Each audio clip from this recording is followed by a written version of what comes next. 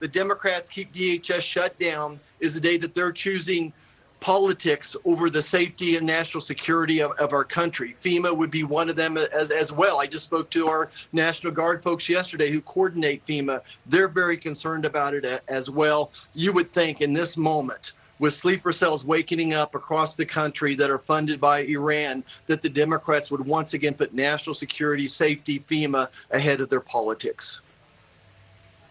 You know, there has been a transition now at the top of this department. We have a brand new nominee for the secretary, your colleague, Mark Wayne Mullen. We'll see if he can get confirmed. You would think that that might have been enough for Democrats to move them on reopening this department. But this is Cory Booker, and apparently it wasn't enough for him. Let's listen here. But this changes nothing. We are in a shutdown right now because we have a rogue and reckless organization that is breaking into Americans' homes, jumping out of unmarked cars, masked, literally slamming Americans to the pavement, or worse, as we've seen in 2 cases, murdering people. We are seeing in Republican-run towns and Democratic-run towns that they don't want them there, that they're making us all less safe, that they said they were going to go after the worst of the worst. And Senator, he's not alone. So what's it going to take? What can the Republicans offer to the Democrats to strike a deal? Well, the Republicans need to stand tall, that we are the party of law and order. The Democrats are the party of defund the police. And in this situation, every Democrat that's running for president right now, which Cory Booker is, and he's a good friend, but he's running for president, so he's going to get all the political hype he can out of this. Again, they're putting politics ahead of the national security of this country. Republicans are always going to stand up for law and order, secure borders, make your family safe as well.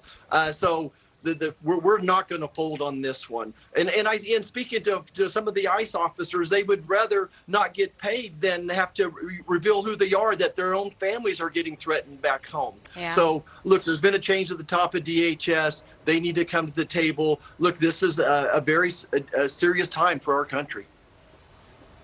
Mm-hmm. Okay, Senator, thank you very much. We'll see you back on the Hill next week. Appreciate it. Thank you. So the State Department is working to safely return Americans abroad back here to the homeland. We are going to share the latest developments on how they're getting back next.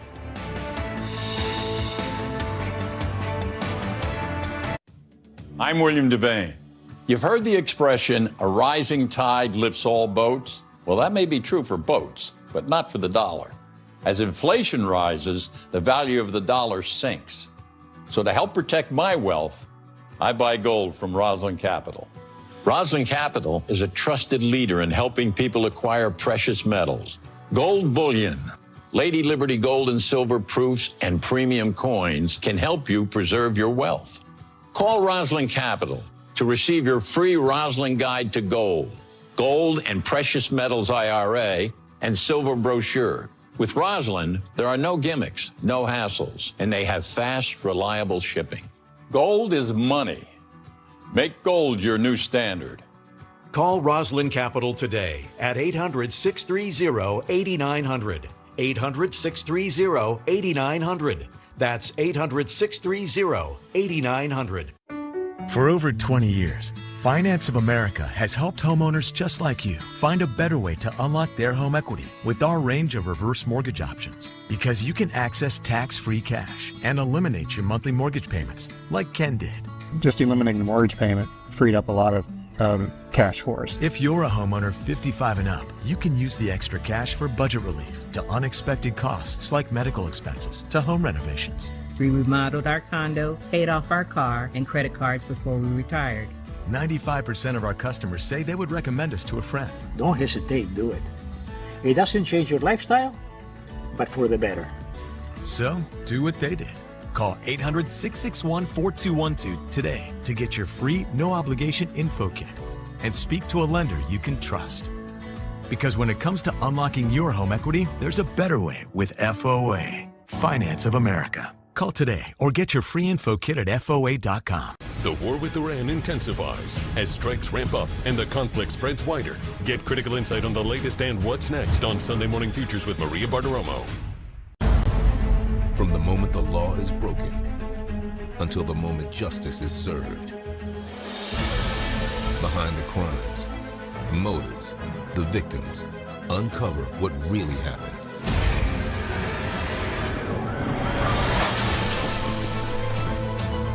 Your journey to justice begins here. A&E Crime and Investigation. Watch new shows Wednesdays and Thursdays and discover more on the A&E app. They say a mirror never lies, but in the halls of history, reflections twist and multiply. Each reflection telling a different story. The truth can be fractured into multiple versions, each revealing something different, yet incomplete. Every mystery has multiple possibilities, but only one is the truth. History's Greatest Mysteries with Lawrence Fishburne. New episode, Monday at 9. Only on the History Channel and next day on the History app.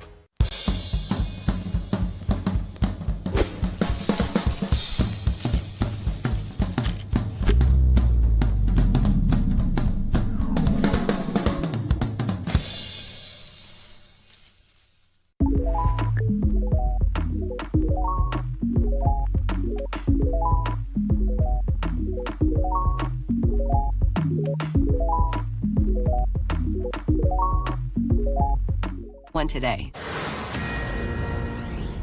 Well, Americans that are trapped in the Middle East are awaiting charter flights that they hope will get them out of the region and back here to the U.S. This as Dulles Airport in Washington expects several evacuation flights to land in the coming days. Our Fox News correspondent Madeline Rivera has more on this mission. Maddie. Hi, good afternoon, Aisha. Well, the State Department says since February 28th, more than 28,000 Americans have returned safely from the Middle East. These are not all necessarily from State Department chartered flights. Still, the department is touting their efforts to evacuate Americans, saying they've completed more than a dozen charter flights. One of those flights landed in Washington yesterday. The department essentially leasing a Patriots plane to get the job done. They are defending themselves after Democrats on the Senate Foreign Relations Committee accused the administration of being unprepared for the risks of Operation Epic Fury. They write in a letter, days into the conflict, the department still appears caught off guard and lacks a clear, comprehensive plan to safeguard American personnel, their families, or other Americans in the region. Well, today the department is responding, saying they've coordinated a number of resources for thousands of Americans looking to stay informed or leave the Middle East. This includes not only those charter flights, of course, but also ground transportation for citizens in places with closed airspace and a 24/7 call center. Commercial options may also be expanding. Emirates, for example, issuing this statement this morning saying they've resumed operations, including for customers transiting in Dubai. This should give Americans still in the region more departure options. Aisha, back to you. Okay, Maddie, thank you. Well, as thousands of U.S. citizens scramble to leave the conflict in the Middle East, the Gray Bull Rescue Organization is on the ground right now helping Americans evacuate. Joining me now is Gray Bull Rescue founder and chairman Brian Stern, who is in the region as we speak, safe and sound, thankfully. Brian, thank you for coming on. Without putting anyone in danger, can you just explain to us how you're able to get these folks out of the region? Very simple. We're good at this. My team and I have conducted 805 missions as of last week, or as of this week, I should say. We're tipping the scales at 8,600 lives saved, all entirely donor funded. When we talk about, as you introed, safe and sound, there's actually air raid sirens going off behind me as I talk to you. So these missions are dangerous. They're complicated. My team and I are volunteers. Whenever you see us doing something, any bus that you see or airplane or any of that stuff is donated by patriots just like your viewers. Mm-hmm. You know, we've seen the State Department during the Biden era sort of lag behind and got a lot of criticism for not jumping in quick enough to get Americans out of different conflict zones.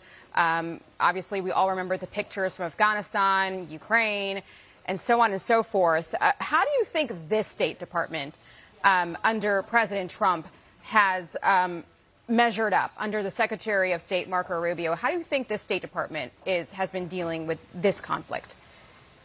I think, the state always gets a bad name, and we enjoy a really great relationship with with many agencies and departments within the executive branch, be it the military, Department of Justice, state, in the diplomatic world, the intelligence community. And while they get a bad name, but and sometimes it's deserved and sometimes it's not. What I'll say is that government is always slow. That's government. That's not the State Department. That's the Department of Motor Vehicles too. So here in this conflict, we got to remember this war's been going on for a week.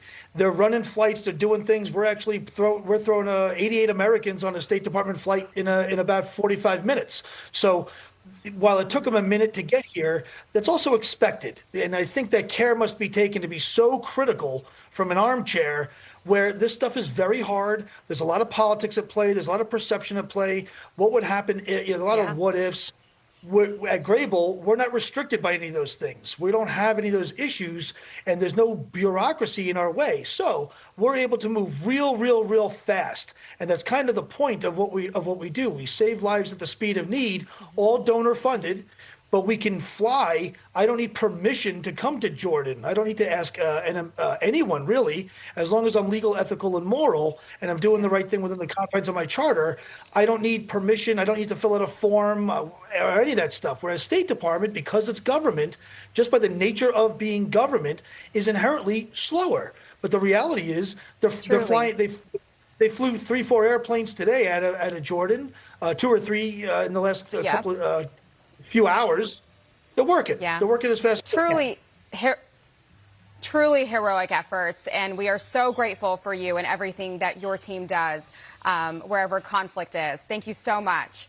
Well, that is it for us this hour of Fox News Live. I'm Aisha Husney in Doral, Florida. The Journal editorial report is next. At Sonobello, we believe in you. This is your time to feel confident. Before Sonobello, y'all, I was literally a size 10, and now I'm a size 2. I feel incredible. I've got abs again. In just one visit, Sonobello's micro laser technology permanently removes stubborn fat. I look younger. I'm literally living my dream. Call now for your free, personalized consultation. Easy monthly payment options make your best body more affordable than ever. And military members save even more. Call Sonobello today. Whether you're a professional driver or just a fan, vehicle breakdowns are costly. It started tugging. The last thing I remember is just the engine cut out. I knew pretty quickly that I had a pretty severe issue on my hands. If your check engine light comes on tomorrow, the repair could easily cost thousands. Imagine me paying out of pocket $4,000 or $5,000. I was not ready to spend a few $1,000s. It was like almost a $6,000 job. But with Endurance, you could never pay out of pocket for a costly repair again. Plus, your rate stays the same no matter how many claims you file. I've had 5 claims for over $12,000. I've had 6 claims worth over $4,000. I've had 3 claims and saved over $3,700. I've had 2 claims for over $4,600, and my rate hasn't changed. Use any certified mechanic you want. Just bring your car in, and Endurance will pay them direct. All major parts are covered. What I like about Endurance, they don't play games, there's no middleman. They're a solid company. With Endurance, your car repair costs go way down, while your car's life expectancy goes way up, allowing you to drive more and pay less. Something is going to break down. Make Endurance pay for it. They covered a $14,000 engine replacement. So, who's going to pay for your next car repair? You or Endurance? Whether you put 10,000 or 100,000 miles a year on your car, if it's less than 20 years old, Endurance has you covered with unlimited miles. Plus, your plan covers 24/7 roadside assistance anywhere in the country. Call right now to get $300 off any plan, plus a full year of our top-tier elite benefits, a $2,000 value free. And all Endurance plans come with a 30-day money-back guarantee. But you have to act now. Call 1-833-608-4777 for a free quote. That's 1-833-608-4777. Doctors say having a medical emergency kit is like having an urgent care and pharmacy at home. Let me bring in Dr. McCullough to explain more. Most people know when they're getting sick, but waiting to see a doctor is often too late. So the key is having medicines before you need them. Yes, and it includes doctor-prescribed medicines to treat common and serious issues like generic Z-Pak, amoxicillin, antibiotics, antivirals for flu, pneumonia, strep, ear and sinus infections, UTIs, and more. So it is like having an urgent care at home. Exactly. No waiting, no pharmacy, no copays. You feel better faster and avoid serious complications and hospitalizations. How do you know what to take? Just match your symptoms to the doctor-written guide or schedule a quick telehealth call. Great advice. I understand ordering is fast online, and we've put the website and $45 off code on the screen. Thank you, doctor. Visit urgentcarekit.com/USA, promo code USA.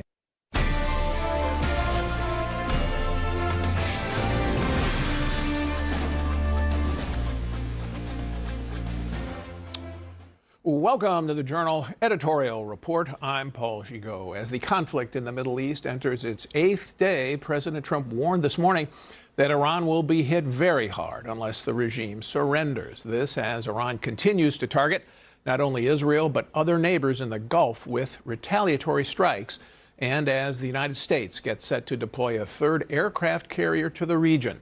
Let's go right to Lucas Tomlinson in Dubai for the very latest. Lucas. Well, good afternoon, Paul. No neighbor in the region has been hit harder than the UAE. 40% of all of Iran's missiles and drones have been fired at this country. That's twice the number that have been launched at Israel. And earlier tonight, we saw that in action when a drone managed to be intercepted, shot down, hitting before it hit 23 Marina, skyscraper right down the street about 20 minutes from where I'm standing. The Dubai media office out with a statement just in the past few minutes. Paul, I'm going to read it for you. It says, quote, authorities confirm that debris resulting from a successful interception caused a minor incident on the facade of a tower in Dubai Marina. The situation has been contained. No injuries were reported. Now, over 90% of incoming drones and missiles have been shot down since the start of the war last week. This morning, a drone managed to slip through and hit the Dubai airport, shutting down operations for a short time. Emirates, the largest airline in the Middle East, based in Dubai, says it has resumed flights on a limited basis. And overall, 1,200 Iranian drones and missiles have been launched at this country in the past 24 hours. Iran fired 16 ballistic missiles and 121 drones at the UAE. 15 of the missiles were shot down. One fell harmlessly into the Persian Gulf. All but one of the drones was shot down. And overall, thanks to American and Israeli forces, ballistic missile launches are down 90% and drone attacks down 83% from Iran since the start of the war last week. Iran's president spoke earlier today and made this claim before these recent drone attacks.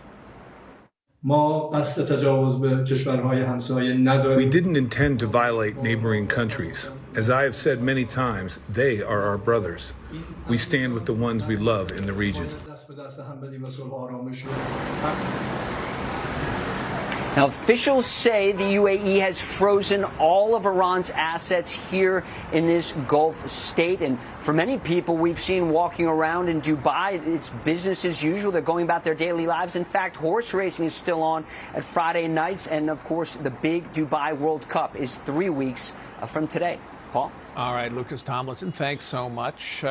President Trump on Friday ruled out the possibility of a deal with Iran, saying he would only stop at an unconditional surrender. Let's bring in Mark Dubowitz. He is the chief executive of the Foundation for Defense of Democracies. Mark, good to see you as always. So let's talk first of all about how you see events going in the war inside Iran. Obviously, enormous damage to its military and its facilities, nuclear, missile, and Navy.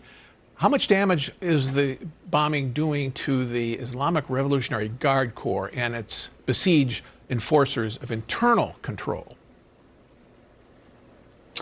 So, Paul, we've seen, as you say, serious damage done to Iran's nuclear missile Navy, and that's very important because President Trump laid that out as 3 of the objectives. Also going after Iran's terror proxies, the Israelis are hammering Hezbollah in Lebanon as we speak.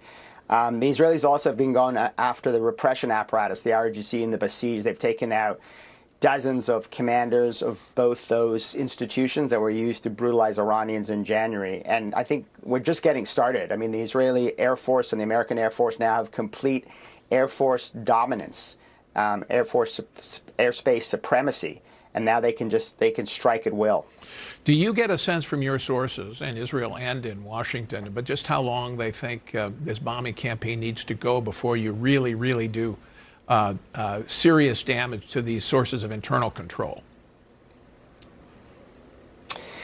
So I think President Trump has talked about weeks. Secretary Hegseth has talked about weeks. And now with air dominance, they can really start to hit at the repression apparatus, at the defense industrial base. The United States and Israel are now going after missile production facilities, not just missile inventories and missile launchers, but are starting to destroy the actual production capabilities. And I think that's what's going to be necessary, because regardless of what happens with respect to the regime and its leadership, the most important thing is what President Trump set out as his objective, was to ensure that Iran will no longer have the deadly capabilities to threaten U.S. forces, U.S. embassies, U.S. allies, and over time, the American homeland. So as you look at the Iranian regime strategy here, to the extent it has one, what do you think what is their strategy? How would you describe it as they attempt to survive? Well, they call it the mosaic strategy, and that's really to disperse command and control widely and to the command level. They learned a painful lesson in the 12-day war last year when their command and control was destroyed, and they really had no ability to respond. Now they're giving those command and control decisions to IRGC commanders and missile commanders within the sort of 32 bases that the IRGC has set up, and they're firing, as your reporter outlined, they're firing on Gulf allies. They're attempting to try to get the Gulf to pressure President Trump to stop the war. They're also trying to close the Straits of Hormuz. They've been unsuccessful militarily, but of course, because of insurance premiums that have gone up, there are a lot of these tankers that have yet to be able to go through the Hormuz, and there's a lot of oil that is stacking up. The United States and the Secretary of the Treasury and DFC have put in place some insurance backstops, and we should see some of those tankers beginning to move through Hormuz in the coming days. So yeah, they're trying to raise the cost of the war to pressure President Trump to stop as soon as possible. But President Trump isn't sounding like that. His comments are that he's going to demand unconditional surrender. How do you read that in this context? Of course, it echoes of World War II. I think President Trump is saying to the regime, if you want to survive, then I have conditions. You don't have conditions. I have conditions. And those conditions will be nuclear, missile, terror, and the end of repression. I mean, I think President Trump would contemplate an Iranian leader who emerges from the regime, who emerges from the army, who is willing to comply with those terms of surrender. But what he's not willing to contemplate is the possibility of this regime reconstituting its deadly capabilities, and in a year or two, or even worse, when he's gone and there's a new president in the White House who's not willing to take on this Islamic Republic, this regime emerges with those deadly capabilities reconstituted and still represents a threat to the United States and our allies. Mark, do you see any cracks forming so far in the regime? That is, any dissension from some of the leaders where they might want to become the kind of official Trump could deal with? We haven't seen it from leadership. I mean, there's been reporting from Iran International, which is the best Iranian opposition channel out there, that says that certainly at the not at the command level, not at the leadership level, but Iranian soldiers and those who've been manning missile launchers, who've been refusing to show up for work. I mean, Paul, the worst job right now is to be manning an Iranian missile launcher, because you may get your missile away, but the second you do, U.S. and Israeli radar locks on you, and all of a sudden you are no more. So that's a pretty bad job, and I think there are some people who are starting to say this is not worth it. All right, Mark Dubowitz, thank you as always for your insights. Appreciate it. Still ahead, as the U.S. military campaign in Iran enters its second week, some are warning that America and its allies lack the air defenses for a long fight. So is the U.S. really running out of ammunition?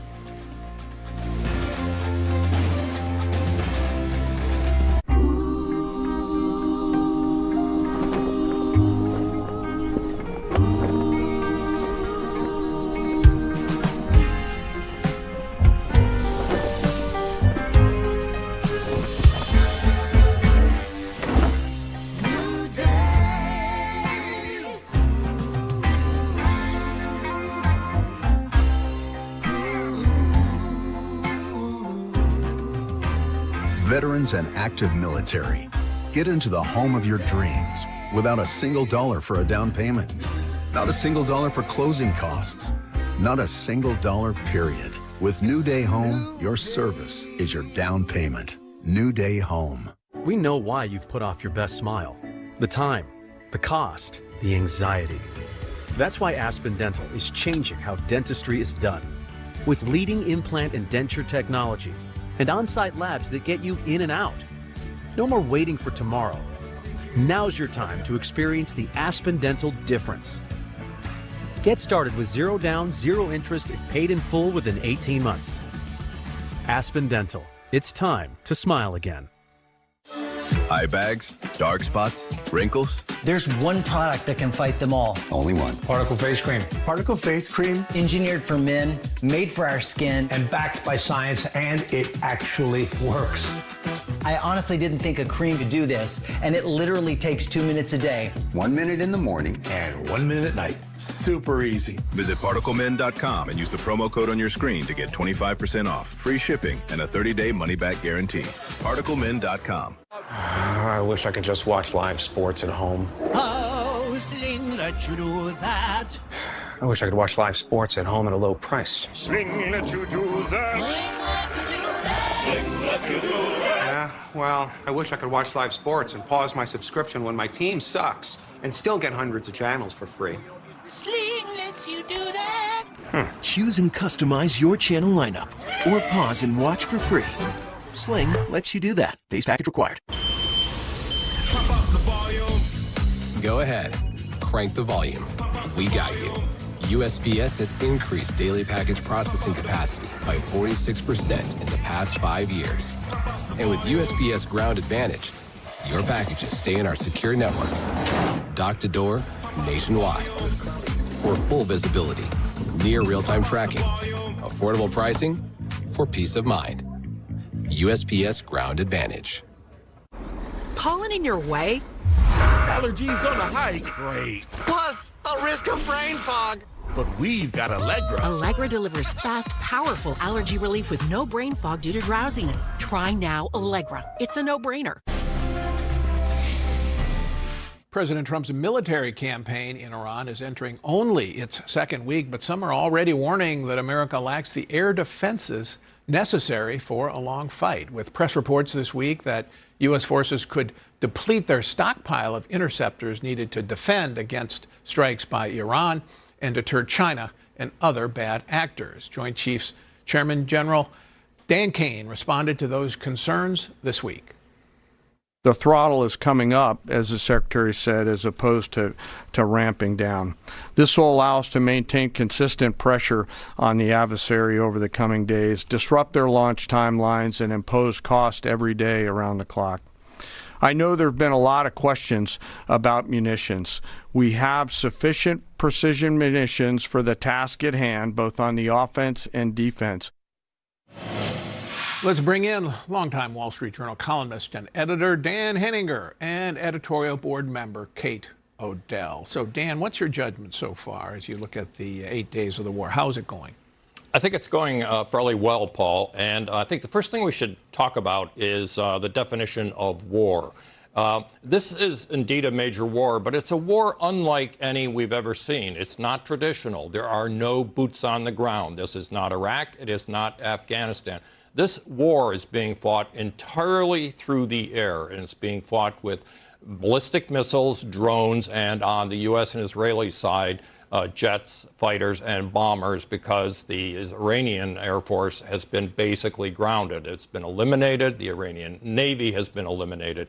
And the second point to make is this is being fought through the air with precision weapons. We're not engaged in carpet bombing here, but very precise weapons targeting the Iranian infrastructure, its military, political, which is to say the individuals, and its repression structure. That is the intention of this, and to suppress Iran's ability to build nuclear weapons. On that basis, it is going very well. Iran's missile strikes are down 90% since the beginning of the war. Drones are down 83%, as Lucas Tomlinson reported. So I think the way forward now, as the United States gains air and Israel gain air superiority, is to continue to hit Iran's primary ability in this war, which is to fire missiles and drones from its underground missile cities around the country. So far, I think so good.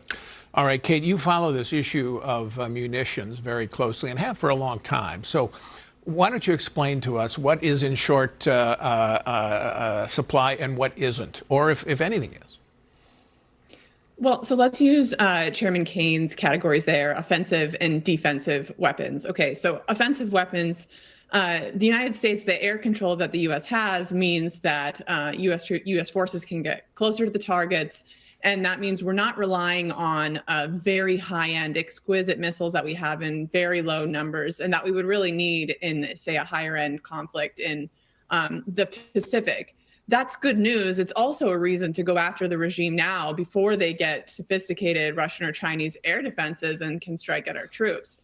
Now, on the defensive categories, the missiles we're using to take down incoming Iranian missiles and drones, we do not have enough of those. We need to buy more. We'll have to replenish what we've expended. But at the same time, Paul, you know, the phrase in the defense world is that missile defense buys you time to take out the target by another way. And that is what the U.S. offensive campaign is doing. So when General Kane says, take the throttle up, that's a reason to pick up those strikes on those launchers and the ability to produce them and not just wait for them to hit our bases. That's the way you change the bad missile defense exchange ratio.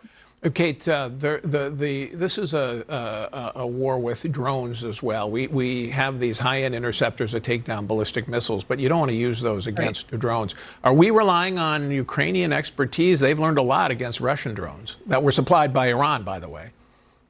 Well, right. I mean, the Shaheeds have really been refined on Ukraine's battlefield and has, they have learned a lot about tracking them, intercepting them, and taking them down at a better price point. We do have counter-drone systems deployed, though the Central Command hasn't told us exactly what. But I think we are slowly starting to pick up those lessons, and we do have nascent concepts in development to try to have reusable interceptors and take down more drones. But Paul, also, I mean, the Iranians are shooting these drones all over the place at civilian targets, and that is why we can't just rely on interceptors. We have to take out the source of these attacks too. Dan, do you think this campaign will be a success if there isn't regime change, if they just level that military and repression infrastructure? I think it will be a success if they eliminate the reason Iran is such a serious and has been such a serious problem. Indeed, it has a lot to do with their financing of proxies like Hamas and Hezbollah. No question about that. But let's go back to why several presidencies have been trying to do a deal with Iran, because Iran was on its way to developing a nuclear weapon.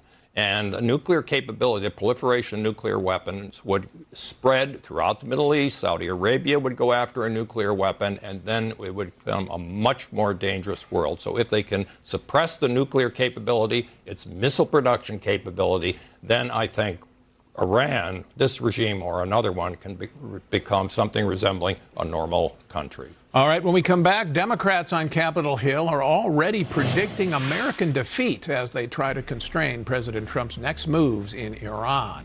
Our panel on the potential political fallout for both parties here at home.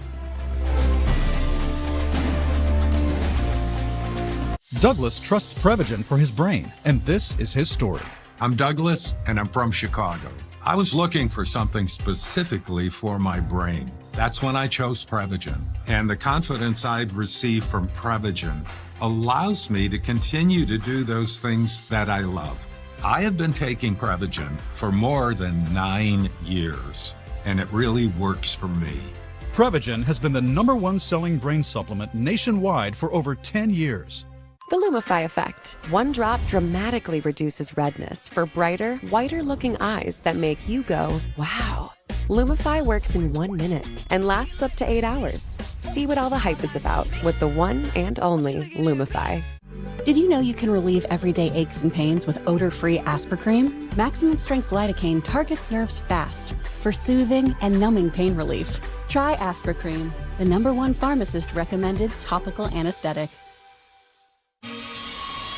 So, Here is a before of my stomach before Sono Bello, and this is after. This year, don't just lose weight, lose stubborn fat and sagging extra skin permanently at Sono Bello. I wanted the results of a tummy tuck, but not the downtime. We've helped over 300,000 people transform. Do you want that flat stomach? You go get that flat stomach. Schedule your free, no-obligation consultation. Our flexible payment options make it easy to get started today. Call or go to sonobello.com right now. Iran's exiled crown prince on My View.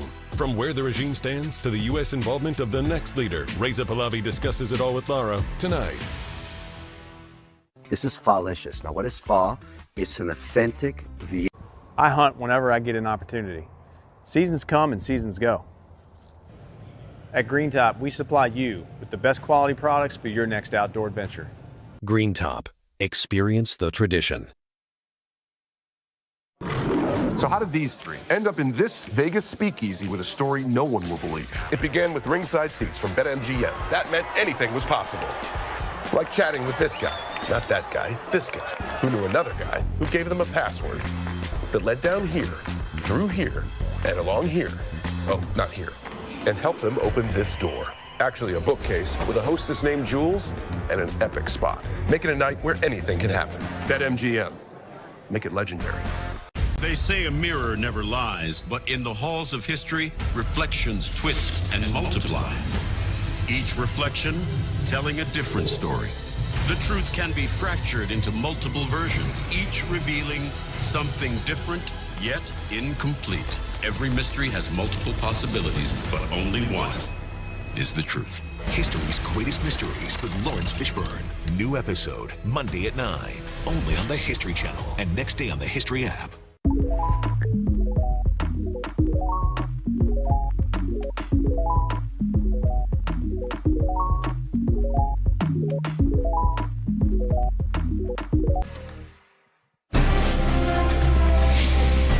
They don't seem to know what they're doing or why they did this. I think this is not going well for them. The administration seems to be making it up as it goes along. They are heading down the path of American sons and daughters being in the line of fire in Iran. This is already a disaster of epic proportions, and I'm just going to tell you, it is likely to get worse.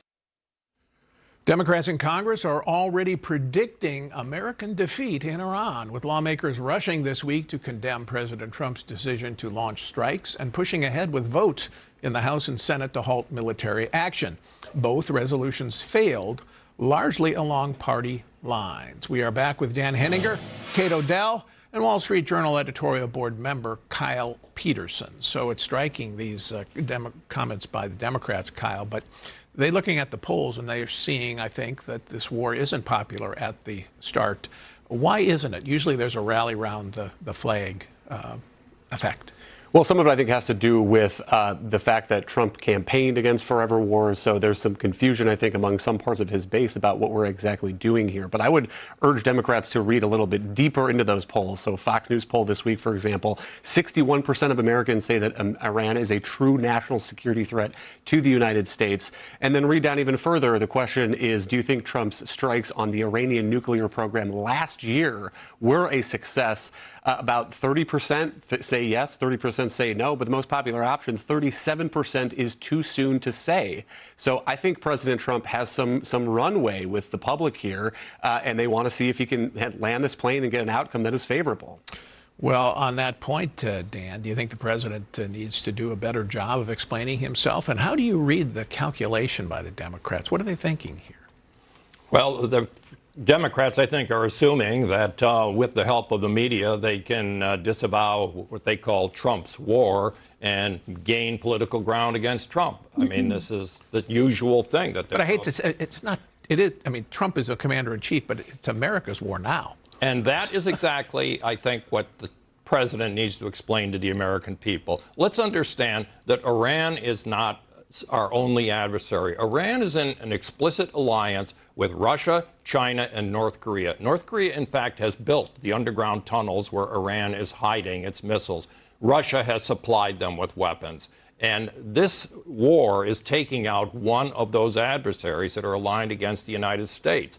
It's a big deal. It could be a historic achievement if it works. And it's an extraordinary act of U.S. leadership. And I think at some point, President Trump is going to have to sit down in the Oval Office and explain that to the American people, because I think they would be amenable to a rational explanation of why he has undertaken this extraordinary event.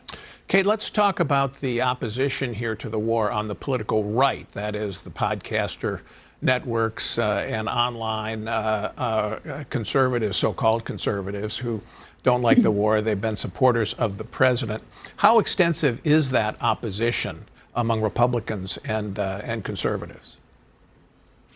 I mean, it's loud, but I wouldn't say it's extensive. And I think, underscoring what Dan and Kyle said, I think the American public is actually quite open to hearing the case for these strikes. And I would say, I think actually the administration has made a pretty clear case about the objectives, including, to take out a ballistic missile program that could be used as a blackmail shield for a nuclear ambition. And so I think to the extent there is opposition among this on the podcast right, and that it gets a lot of listening, I think the president's best response to it is to continue to send the English language into battle on his behalf and try to persuade the public here that he has objectives here and that it's worth sticking to until they're achieved. And I think if you look at the polling, Kyle, there's one poll that came out, the Vandenberg group, and it showed most of the MAGA right is solidly behind the president, at least at this stage, which suggests to me that ultimately the test of this will be, does the president reach his aims? Is it a success or not? And then, if it is a success, then he'll get credit for it. Right, and I think that breakdown on the right is mirrored in Congress, where there are a couple of noisy gadflies who are criticizing President Trump for what he's doing. But the broad swath of the Republican conference, including Reaganite Republican members who know the Iran problem and have been talking about it for a long time, are behind this action so far. Just briefly, Dan, do you think that the Democrats figure, look, we can just rail against this, and if it turns out badly, we'll get the benefit, and if it turns out well, everybody will forget what we said? I think the Democrats are making a miscalculation here. They have had a problem since Vietnam. It's called the Vietnam Syndrome. They got the reputation for opposing all military action, all military spending. And the public may conclude that Democrats cannot be trusted to be in control in a dangerous world, and that's what we're living in right now. So they may end up paying a price for this politically, they pay a big price. Assuming America wins here. All right. Still ahead, as the Iran conflict roils the world's energy markets, critics are warning that rising oil prices could trigger an inflation spike. Economist Don Luskin puts the panic in perspective next.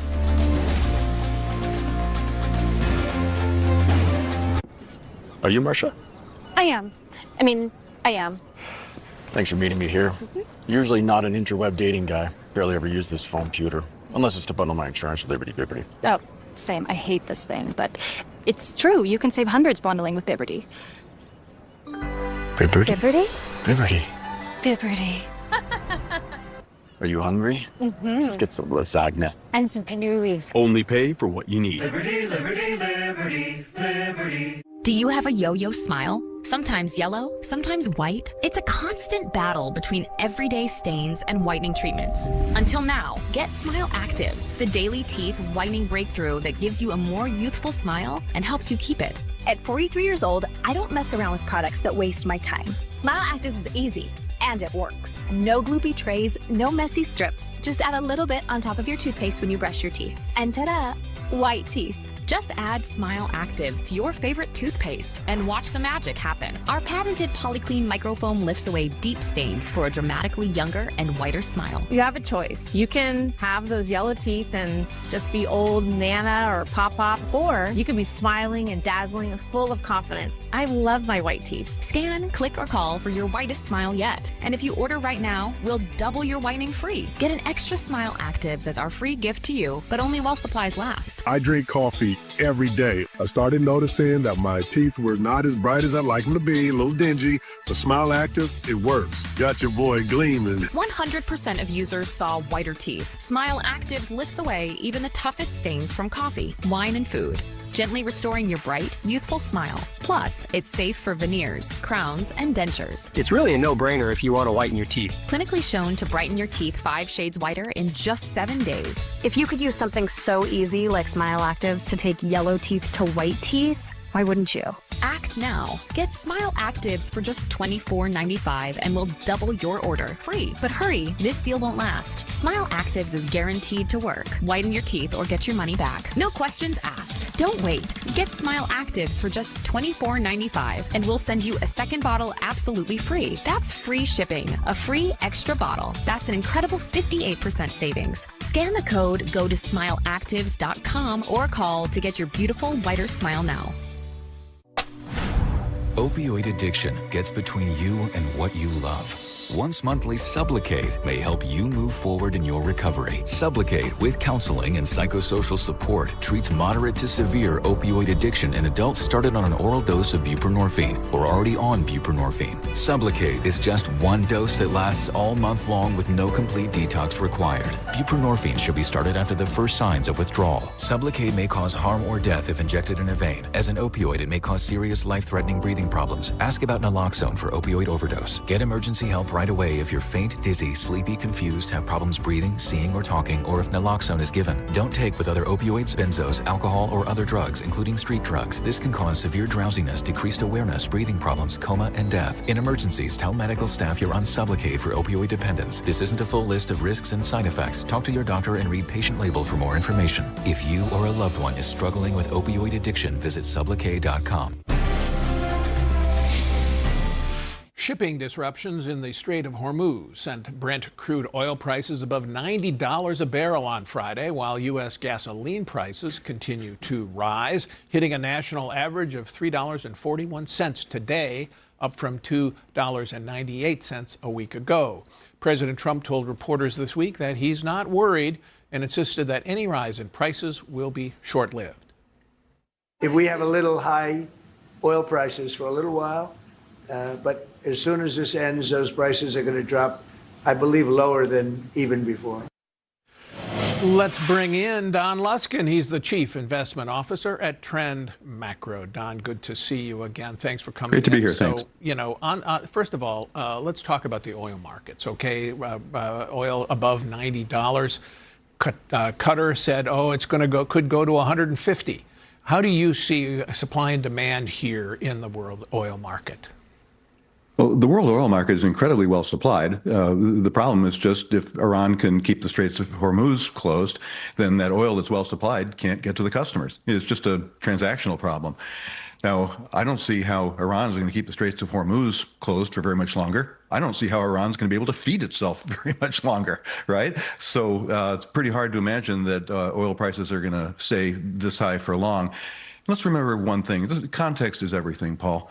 So far in this conflict, we've seen the oil price go up 50%. In the first Gulf War in 90 and 91, the oil price went up 150%, 3 times more than that. That was 35 years ago. The American economy was much more dependent on oil than it is today. Today, the American economy only uses half as much oil to produce a unit of GDP as it did 35 years ago in the first Gulf War, and the change in the oil price is a third of what happened in 90 and 91. That means the impact of what we're experiencing right now should be about a sixth of the impact of what happened in 90, 91. Fascinating. So also that was before the U.S. shale revolution, which is, of course, supplies oil to the U.S. and the world. Can U.S. supplies, supplies from Guyana, can supplies from other sources make up for that 20% of world oil that flows through the Strait of Hormuz? A lot of it can supply the United States.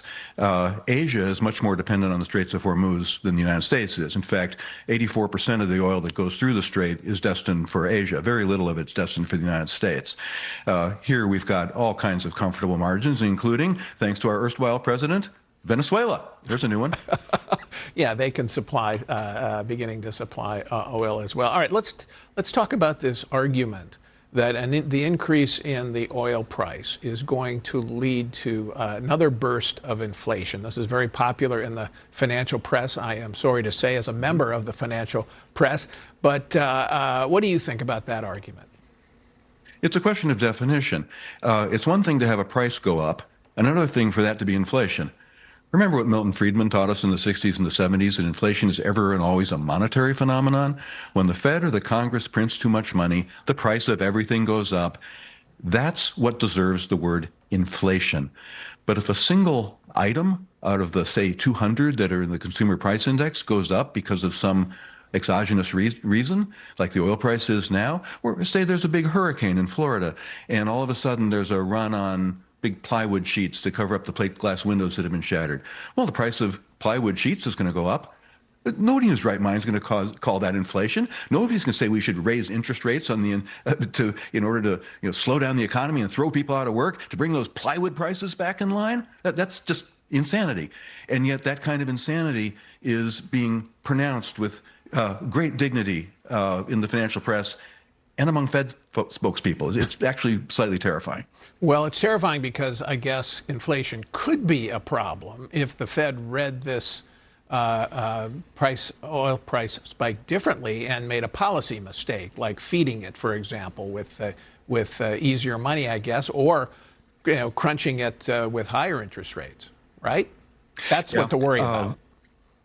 The direction of the error that they're talking about is a direction of tightening into something that already acts to slow the economy a little bit. It does not help to have higher gasoline prices when gasoline prices are something that everybody has to buy, right? So if you buy more gasoline, then you're going to buy less of everything else, and that's what recessions are made of. For God's sake, Chairman Powell, do not tighten into this. So so is the president right when he says, look, this increase in gasoline prices is likely to be short-lived, and once the Strait of Hormuz opens up, we're likely to see them fall back down, and we're not likely to see $150 oil, as the Qataris say? Well, I think not. It's strictly a function of how long it takes to remove Iran's capabilities. Back 35 and 50 years ago, when the United States was thrown into very deep recessions because of oil embargoes from the Middle East, the Middle Eastern nations were acting with unanimity. Iran is not going to get any unanimity. They have no friends. There is none among the Arab nations that have condemned the United States, and they've all condemned Iran. And that is because Iran is firing missiles at the people who are supposed to be its friends. Russia's not its friend anymore. China's just its transactional friend. It just wants the oil from the Straits of Hormuz. So Iran has no power to prolong this. All right, Don Luskin, thanks so much for that insight. Appreciate it. When we come back, a leadership shakeup at DHS as President Trump ousts Secretary Kristi Noem. Our panel on what's next at the agency overseeing the administration's top domestic priority.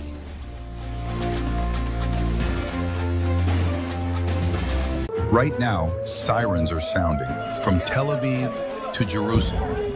All across Israel, hundreds of missiles and drones from Iran are striking civilians in desperate need of food, life-saving mobile bomb shelters, and emergency supplies. Many families are trapped underground, unable to leave without risking their lives. The International Fellowship of Christians and Jews has emergency teams working where the danger is greatest, but critical supplies are running out. Please respond with an emergency gift of $45 now. Your $45 will help provide a one-week emergency food box and resupply trauma bags for first responders in the line of fire tonight. In this critical hour, Christians and Jews can stand shoulder to shoulder, supporting the people of Israel. But there is no time to delay. Give $45 now. Call the number on your screen, scan the QR code, and stand with Israel now.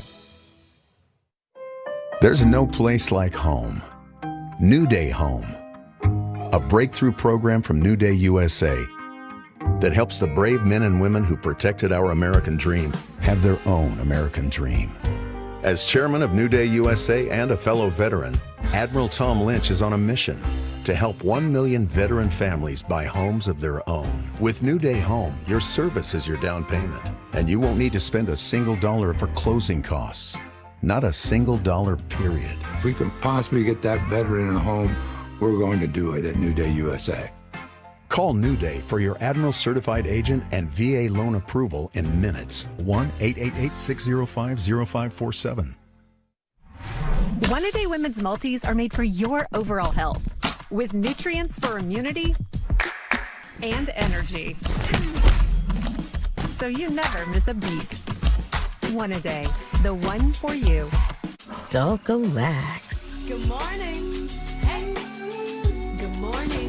Dulcolax Liquid Gel with Liquid Core reactivates your natural gut rhythm overnight for relief that feels amazing. Dulcolax Liquid Gel. When I'm congested, I can't breathe, can't sleep.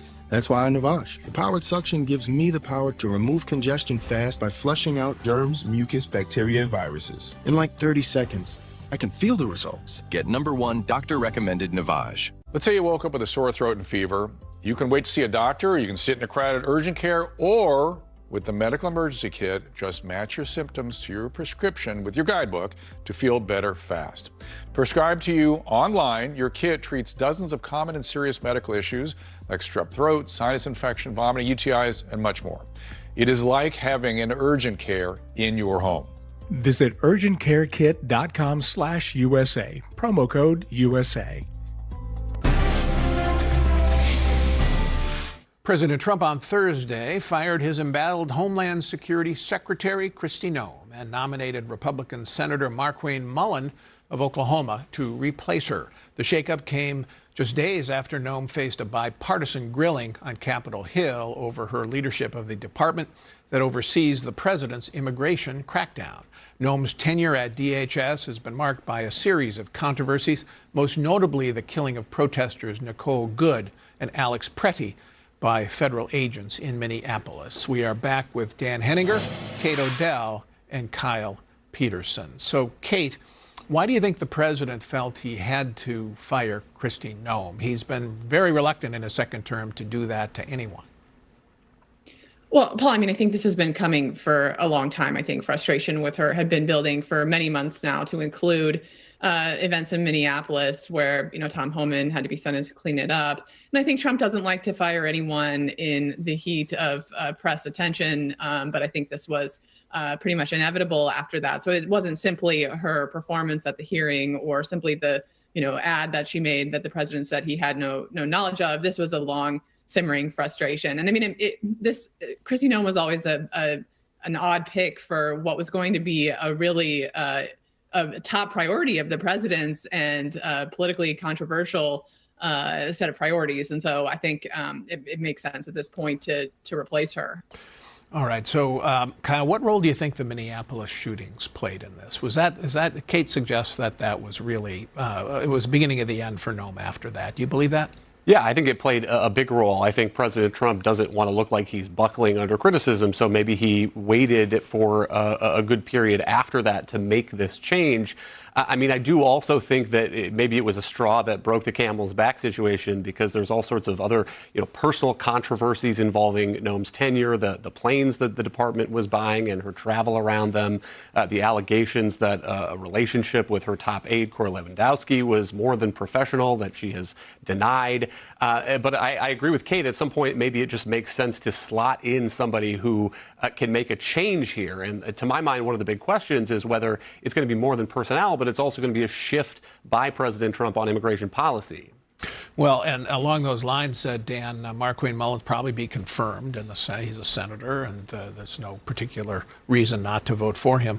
But whose policies are going to follow here is the question. I mean, Tom Homan was sent in, the White House border czar, immigration czar, after Minneapolis to say, look, we're going to have targeted enforcement here, which means we're going to look at criminals. We're going to look at people who already have a deportation order. We're not going to be grabbing people inside their homes unless there's real reason to do so.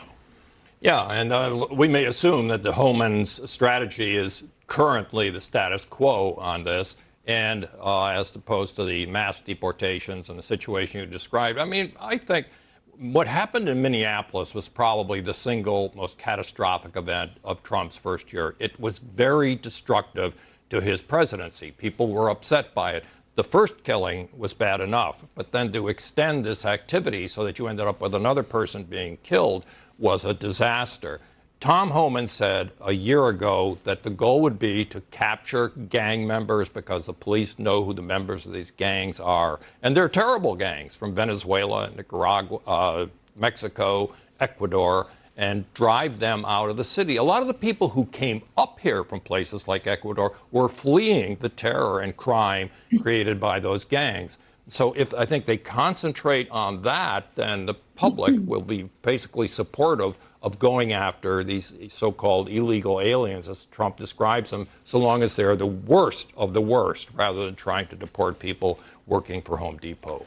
Kate, talk about the fight over funding the DHS, the Department of Homeland Security. The Democrats still refuse to provide the votes to do that, so it's shut down. There was money separate from last year's budget bill for the ICE agents and border, but not for other things that DHS does, like national security. Are Democrats taking a risk here if there is an event, a terrorist event in the U.S.? They're absolutely taking a risk, and this change of leadership at the department is a good opening, I think, for Democrats to change their strategy. I mean, the irony, as you note, is that Republicans funded ICE in last year's budget bill extensively, but other elements of DHS are not as well funded. And so we're talking about the United States Coast Guard, TSA, FEMA, these other apparatuses. And we know, we know that, for instance, that Iran uses terrorism, uses cyber attacks. And so it's hard for me to believe here that Democrats really want to leave the United States vulnerable at this moment and not fund the department. Okay, thanks, Kate. Still ahead, James Talarico rides a record turnout to victory in Texas as the Republican candidates head to a runoff and await an endorsement from President Trump. Our panel on the lessons from Tuesday's Lone Star State primary next. The itch and rash of moderate to severe eczema disrupts my skin. Despite treatment, it's still not under control. Now I have Rinvoq, a once-daily pill that reduces the itch and helps clear the rash of eczema fast. Some felt significant itch relief as early as 2 days, and some achieved dramatic skin clearance as early as 2 weeks. Many saw clear or almost clear skin. Rinvoq can lower ability to fight infections. Before treatment, test for TB and do blood work. Serious infections, blood clots, some fatal. Cancers including lymphoma and skin, serious allergic reactions, GI tears, death, heart attack, and stroke occurred. CV event risk increases in age 50 plus with a heart disease risk factor. Tell your doctor if you've had these events, infection, Hep B or C, smoked, are pregnant or planning. Don't take if allergic or have an infection. Disrupt the itch and rash of eczema. See a head-to-head study of Rinvoq versus another treatment at Rinvoq.com/see the data. Talk to your dermatologist if you're not doing well on your current pill or injection to see if Rinvoq is right for you. We know why you've put off your best smile. The time, the cost, the anxiety. That's why Aspen Dental is changing how dentistry is done, with technology to make care comfortable and flexible hours to fit your life, all at an affordable price. New patients without insurance get an exam and x-rays for just $29. Not waiting for tomorrow. That's the Aspen Dental difference. Aspen Dental. It's time to smile again. Tonight, all eyes on the Middle East. As U.S. forces continue to strike Iranian targets, Mark's lineup breaks down next steps in the fight on Life, Liberty, and Levin. Are your online search results a problem? Reputation Defender has helped tens of thousands. They say a mirror never lies, but in the halls of history, reflections twist and multiply. Each reflection telling a different story. The truth can be fractured into multiple versions, each revealing something different, yet incomplete. Every mystery has multiple possibilities, but only one is the truth. History's Greatest Mysteries with Lawrence Fishburne. New episode, Monday at 9, only on the History Channel and next day on the History app.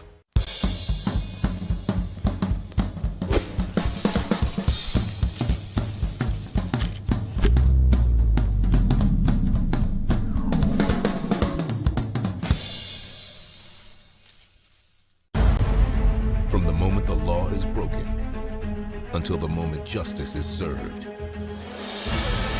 Behind the crimes, the motives, the victims, uncover what really happened.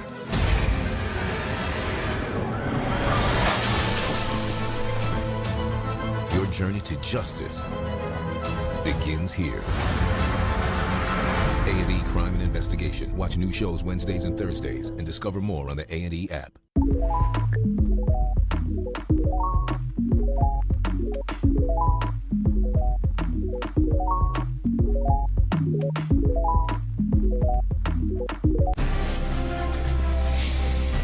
Tonight, the people of our state gave this country a little bit of hope.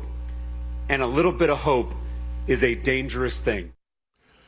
That was Texas State Representative James Tallarico Tuesday following his victory over Congresswoman Jasmine Crockett in the Lone Star State's Democratic Senate primary. Tallarico's win in that closely watched race comes as the Republicans head to a May runoff after incumbent Senator John Cornyn and Texas Attorney General Ken Paxton both failed to clear 50% of the vote. President Trump said Wednesday that he will endorse in that race soon and is calling on the candidate who doesn't get his backing to drop out. We are back with our panel. So let's talk about the Democrats first here. What message were the primary voters on the Democratic side sending by going with Tallarico? Well, it's an interesting question, Paul. I think they were sending the same initial message that they sent in the governorship races in New Jersey and Virginia, in which both of those candidates ran as moderates. James Tallarico clearly ran as a moderate. I do not believe he is a moderate. He is a progressive. I mean, he's known as a progressive, but he campaigned as someone more moderate. But he's got a nice, smooth delivery, yeah. Kind of Obama-like tones. Whereas Jasmine Crockett was more like the squad. I mean, much more aggressive, much more assertive. And it does suggest that at least the politics in Texas does trend more towards the center, which raises the question of whether on the Republican side you want a calmer candidate like John Cornyn or Ken Paxton, who is kind of the mirror image of Jasmine Crockett on the right, a much more aggressive candidate. The public, I think, generally is looking for a calmer political environment right now, and Tallarico was able to successfully give it to him. I think it shows Democrats want to win, yeah. and they think Tallarico might be able to win. So, Kyle, let's talk about the Republicans now. The polls showed Ken Paxton was leading all along John Cornyn. In the end, Cornyn beat him. It was close, but he did better. How did Cornyn pull it off? Why were the polls wrong? Well, a couple thoughts. One is that maybe Republicans have looked at Tallarico and have decided that some of them also really want to win. Another is maybe Cornyn's just incumbency, name recognition, the money that was put behind him, and then maybe people who just couldn't pull themselves over the finish line to vote for Ken Paxton, given all of Paxton's baggage, personal baggage, his act as Attorney General, of kind of being anti-business, of going after companies making Skittles for the food dyes and Fruit Loops and whatnot, Tylenol. So maybe there was some element of that too, but I agree that the win by Tallarico only heightens the question for Republicans in this runoff now, because I agree, Tallarico is pretty progressive. He wants to kill the filibuster. He wants to restructure the Supreme Court. He has a plan called Medicare for Y'all, which is, I guess, one letter different from Medicare for All. But it really puts Republican primary voters now on the spot. So, Kate, the president suggesting he will endorse one of the candidates. The Senate leadership, Republican leadership, has been almost begging him, please endorse John Cornyn. You think that's what's going to happen here? Well, I mean, the reason I'd add to Kyle's list is that Cornyn is a stronger candidate than I think he's been given credit for, and I think his overperformance. I mean, he was down 4 or 5 in the polls, like you said, and then manages to squeak out ahead of Paxton. And again, there's a third candidate that was in the race taking 13%, and I think more of the voters who voted for Wesley Hunt are Cornyn voters than Paxton.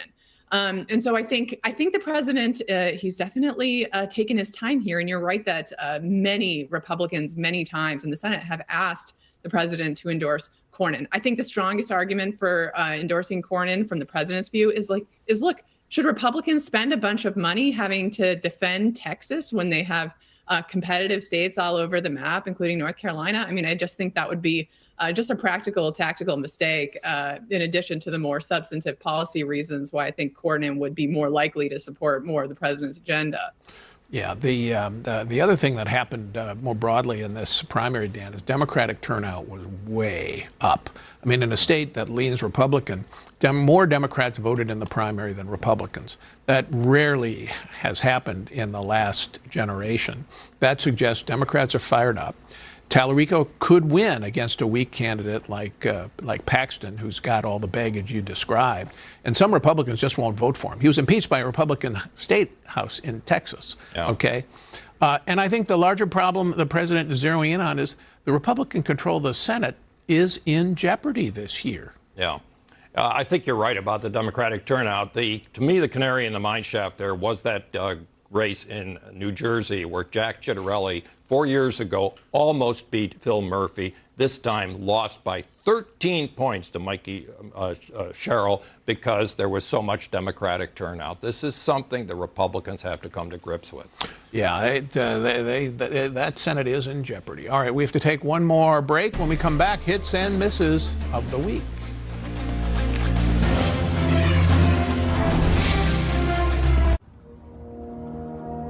This is the farmer's dog turkey. Apparently, this is also turkey. But only one actually looks like turkey, since only one is gently cooked without the ultra-processing. And only one is human grade, because good ingredients matter. But the best recipes call for so much more. Get 50% off your first box, available only at thefarmersdog.com. I'm William Devane. Do you know why I like the sound of gold? I like it because it provides a feeling of safety. Gold is a tangible asset that helps preserve my wealth. You know what other sound I like?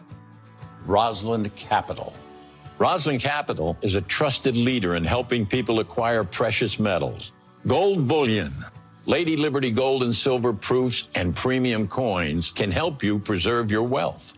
Call Rosalind Capital to receive your free Rosalind Guide to Gold, Gold and Precious Metals IRA, and Silver Brochure. With Rosalind, there are no gimmicks, no hassles, and they have fast, reliable shipping. Gold is money. Make gold your new standard. Call Rosalind Capital today at 800-630-8900. 800-630-8900. That's 800-630-8900. Go ahead. Crank the volume. We got you. USPS has increased daily package processing capacity by 46% in the past 5 years. And with USPS Ground Advantage, your packages stay in our secure network, dock to door, nationwide. For full visibility, near real-time tracking, affordable pricing, for peace of mind. USPS Ground Advantage.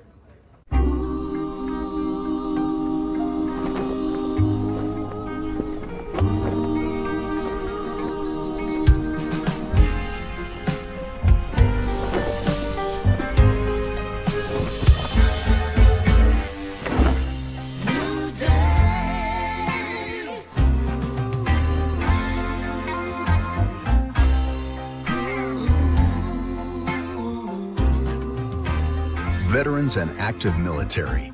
Get into the home of your dreams without a single dollar for a down payment. Not a single dollar for closing costs. Not a single dollar, period. With New Day Home, your service is your down payment. New Day Home. She's really getting up there. Yeah, she is.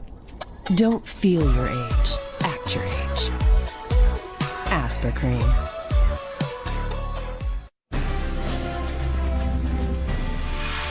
Time now for our hits and misses of the week. Kyle, you're up first. I will give a hit to the Supreme Court for blocking a policy in California schools of deceiving parents when their children decide to gender transition. One set of parents in this lawsuit says that their 8th grade daughter attempted suicide, and only then did they learn that the school had been using a male name and pronouns for her. This violates bedrock precedents that parents are the prime authority when it comes to their children. And the idea that a state would order teachers to lie to parents about their own children ought to be a bridge too far, even in the state of California. All right, Kate. Paul, just a quick hit for retiring Senator Steve Daines, who announced his retirement this week. Senator Daines, I think, will be remembered for a couple things, one of which was doing a lot to get the president's tax cuts extended last year. And also for in 2024, recruiting a pretty substantive, strong set of Republican candidates for the conference. Paul, I just note it's alarming that the only people who want to leave are the substantive, effective lawmakers in Congress. But best wishes to Senator Daines. All right, Dan. Well, my miss goes to Democratic Congressman Al Green of Texas, recently famous for getting himself removed twice over the last two State of the Union addresses. Now the 11-term, 78-year-old congressman finds himself in a runoff election with a 37-year-old Democratic congressman named Christian Menefee, mainly after their districts were redrawn. This is essentially about the transition of generations in politics, but the fact is, Paul, it may be the voters this time who show Al Green the door. Yep, he will not be missed if they do. All right, that's it for this week's show. Thanks to my panel and to all of you for watching. I'm Paul Gigot. We hope to see you right here next week.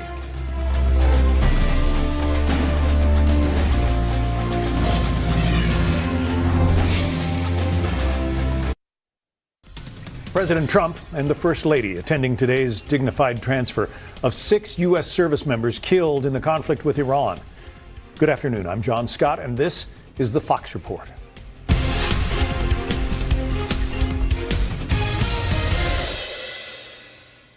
Today's solemn ceremony marks the return home of the first American soldiers to die in Operation Epic Fury. An Iranian drone strike in Kuwait killed them last Sunday. We're awaiting video of the transfer, and we'll bring it to you when it is available to us. Fox Team coverage is ready across the globe to bring you all the latest on the conflict in the Middle East. But first, we go to David Spunt in Doral, Florida, where President Trump will return after the dignified transfer of those fallen heroes. David. Hi, John. And President Trump was here this morning. We'll get back to why he was here this morning, meeting with world leaders in the Western Hemisphere. But back to that dignified transfer, a solemn moment that's undergoing right now up in Dover, Delaware. That's the Mortuary Sciences Dover Air Force Base, where those fallen are brought back.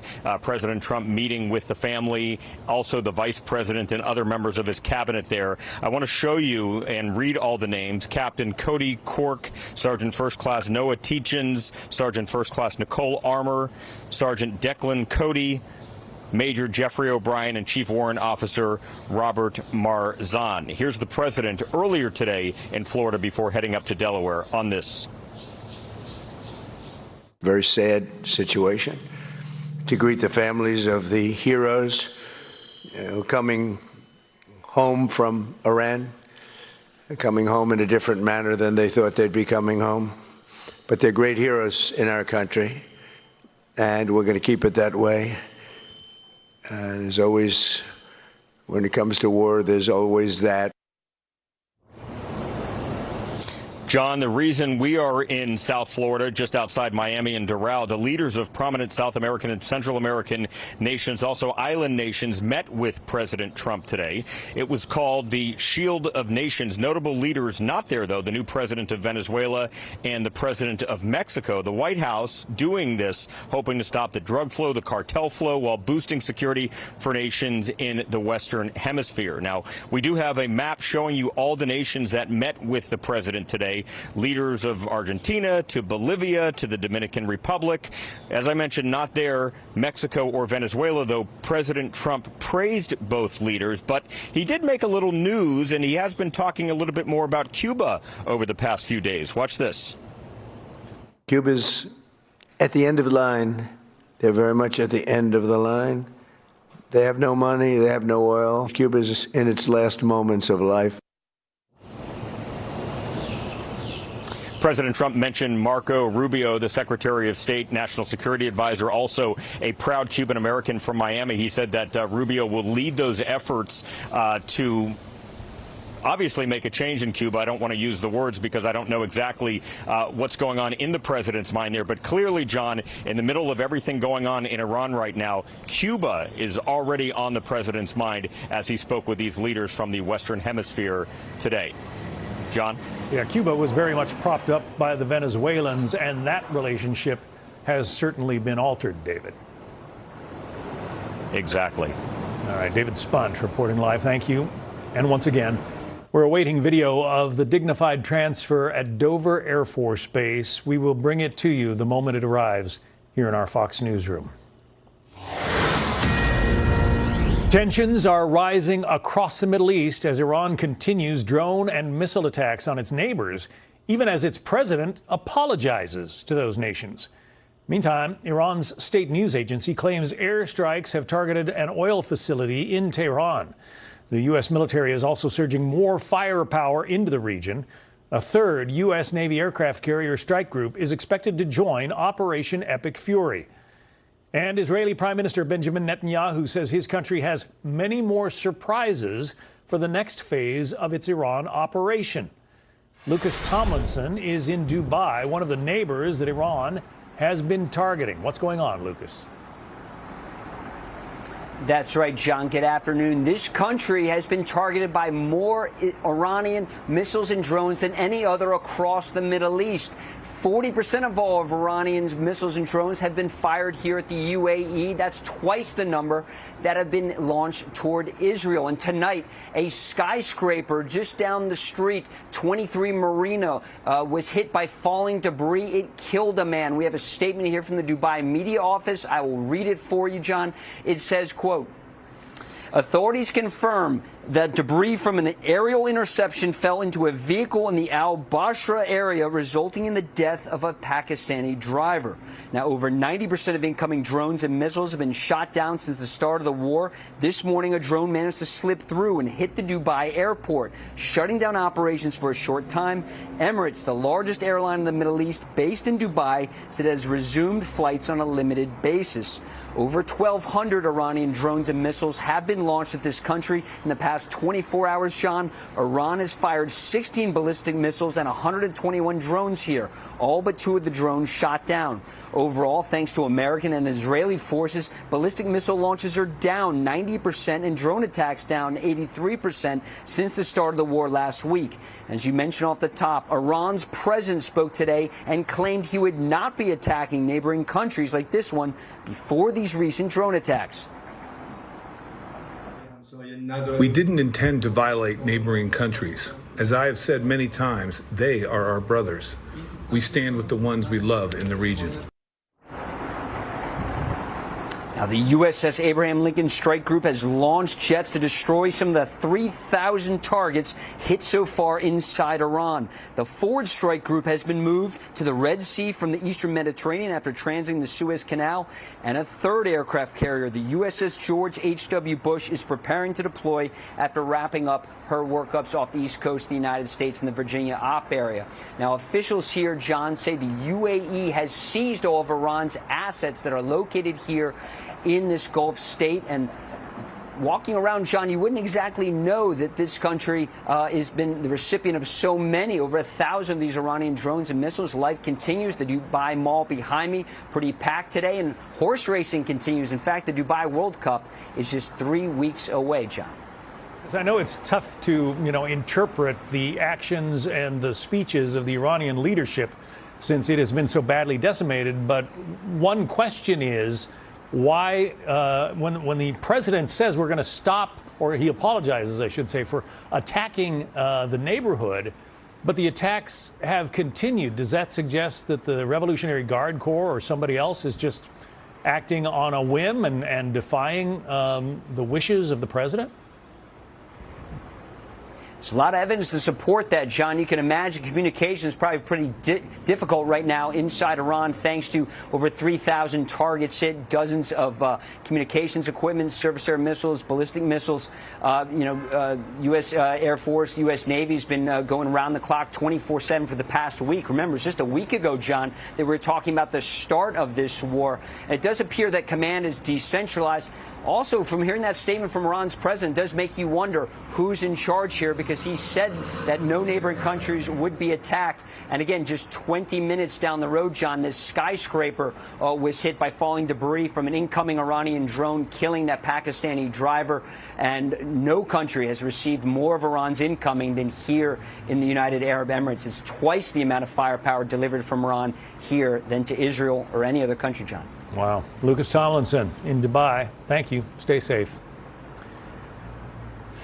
Let's bring in Brigadier General John Teichert, former U.S. Air Force Undersecretary and a former fighter pilot as well. So let's take up that issue, General. The Iranian president says he's going to apologize, or he apologizes for the attacks on the UAE, for instance. But the attacks seem to continue. So what does that say about Iranian command and control? John, we've known that we struck command and control from the first moments of this conflict, but it's unclear right now whether those are just hollow words or that truly they are not in control from Tehran and IRGC leaders are striking, following commander's intent like a dead man switch in the best possible way they know how. I think it's probably the latter, where they were told in lack of communication with Tehran that they are to strike, and I likely think that that's exactly what they're doing individually, unit by unit, through the IRGC.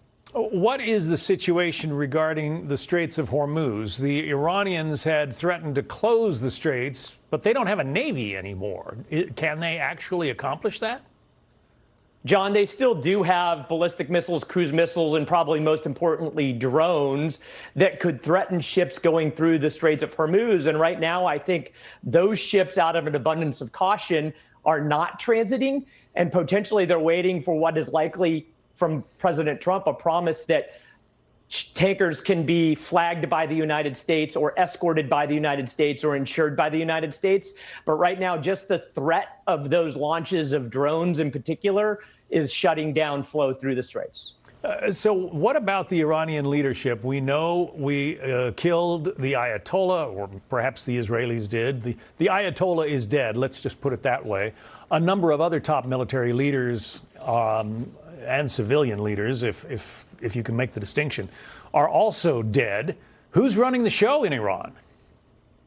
Well, John, it goes back a little bit to that first point, which is I'm not quite sure if there is anyone that is running the show. I have no doubt that the individual units of the IRGC are performing the functions of internal security and then threatening the outside world. But part of the challenge now for us going forward, until there is a regime to deal with, is that it's tough to convince a country to unconditionally surrender when they don't have a singular figure that can actually accomplish that function. The former head of the CIA, General David Petraeus, says there's a lot of work involved in toppling a government and especially replacing a government. Listen to General Petraeus. If you don't have a break off, if the army leader doesn't come in with real headquarters and capabilities and guys with guns, with discipline and organization, I think it's probably unlikely that you'd see the toppling of the regime, although you could see some of these elements and perhaps some of the other minority elements, the Azeris, the Baluch, the Sunnis, and so forth, who might take up arms as well in their areas. But I don't know that this is going to topple the regime in Tehran. The president says he would like to see the Iranian people take their government back, but the Iranian people don't have AK-47s generally.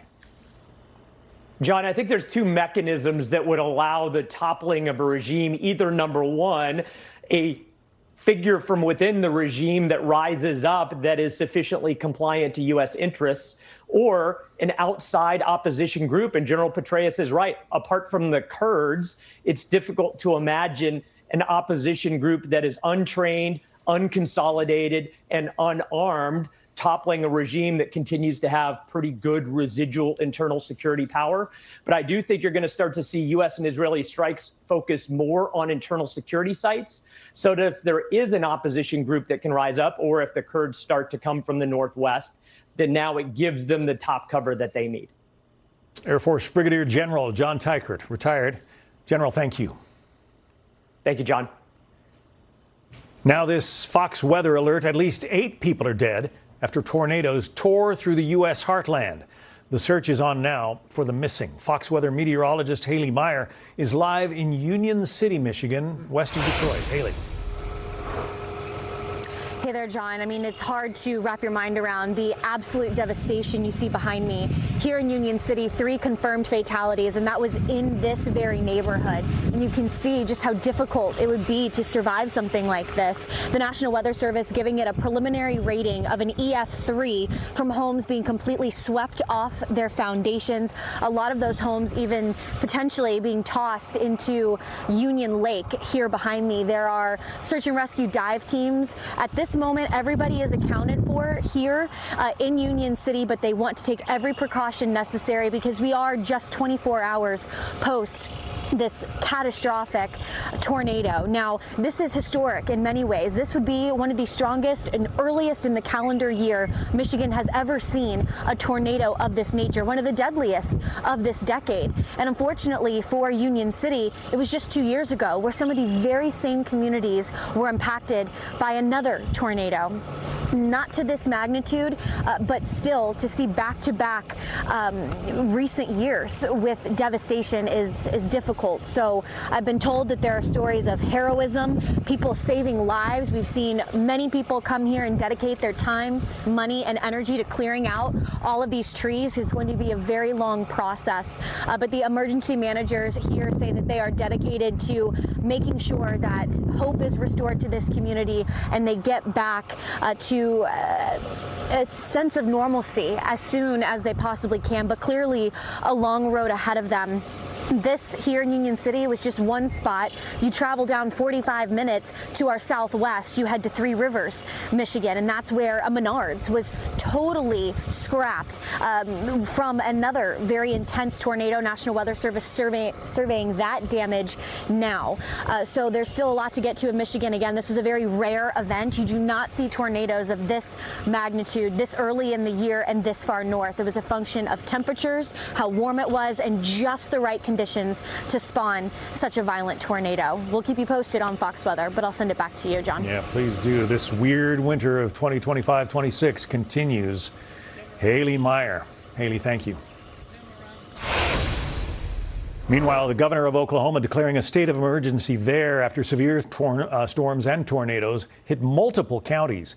At least 4 people killed in his state, and more dangerous weather could be on the way. Fox Weather meteorologist Robert Ray has more from Oklahoma.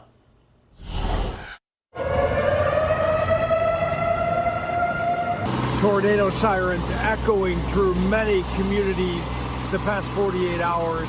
And here just north of Tulsa, a few miles, a neighborhood decimated by severe weather. National Weather Service will be out determining the strength, if indeed this was a tornado that tore this area up, or straight line winds. But roofs have been taken off of structures, trees uprooted, and many people trying to pick up the pieces on this Saturday, unfortunately. Now, it is amazing the resilience of all of the community members and aid groups that have come in already to help this area, immediately trying to cut up trees, remove debris, and also mourn the loss of life.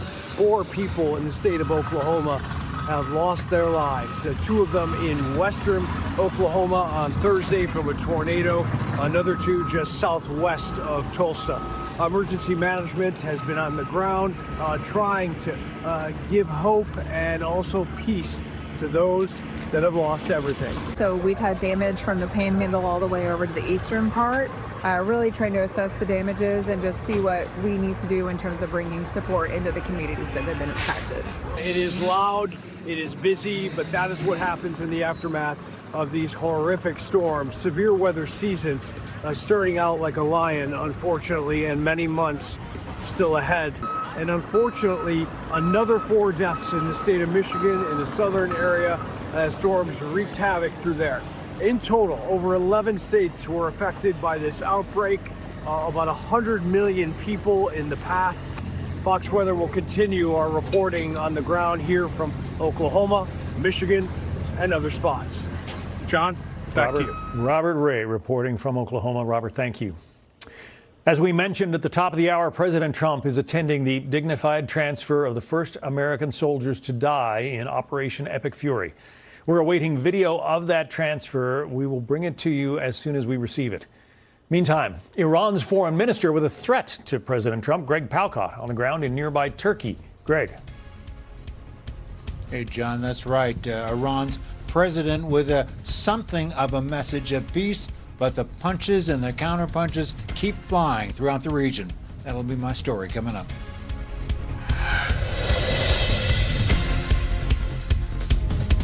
I'm Patrick Wilson, and like you, I find it heartbreaking that innocent animals are being abused and neglected across the country right now. But did you know that your spare change can mean big change for animals who are suffering? We're going to go in and we're going to find a way to get these animals out of this environment and to provide the care that they need so that they can recover, because that's what our whole mission is. For just 63 cents a day, less than a cup of coffee, you can help the ASPCA rescue animals from cruelty right now. A little really does go a long way. Your donation can feed 19 kittens in the ASPCA nursery right now. It can provide 10 good meals for rescued dogs. It can also supply enrichment toys for animals who have never experienced joy. Your spare change has the power to change everything for an animal who's never felt love. And it's simply life-saving for an animal in need. Just think about the impact you can have. 63 cents a day means the ASPCA will be there from the moment that they rescue that animal, right up to the moment that they have a new loving home. Every donation helps, no matter how large or small that donation can be, and we ask you to support this effort and ensure that we can continue to help these animals long into the future. I've got rescue dogs of my own, and I can tell you, nothing means more than knowing I've given an animal a second chance. So if you have it in your heart to give them that second chance, please do. Visit this website, call this number, or scan this code. The ASPCA is committed to helping animals in horrible situations, and we just encourage people to support that effort. So what are you waiting for? Just scan the code on your screen, visit this website, or call right now. Please don't wait. Donate today, because a little bit of your change can change their life forever. Go online, call, or scan right now. The Middle East conflict. As Operation Epic Fury against Iran intensifies and the war widens, Shannon is covering the latest developments on the next Fox News Sunday. This is Falicious. Now, what is Fa? They say a mirror never lies, but in the halls of history, reflections twist and multiply. Each reflection telling a different story. The truth can be fractured into multiple versions, each revealing something different, yet incomplete. Every mystery has multiple possibilities, but only one is the truth. History's Greatest Mysteries with Lawrence Fishburne. New episode, Monday at 9, only on the History Channel and next day on the History app. I'm Poppy. Let's see what you got. Next. I'm Violet. Stop. Next. Charlie. Next. Amanda. Nope. Ashley. Nope. What did you say we were looking for?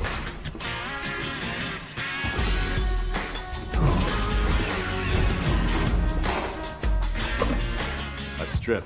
It's what I do. Chesterfield Auto Parts is opening 2 brand new locations. Strippers want it.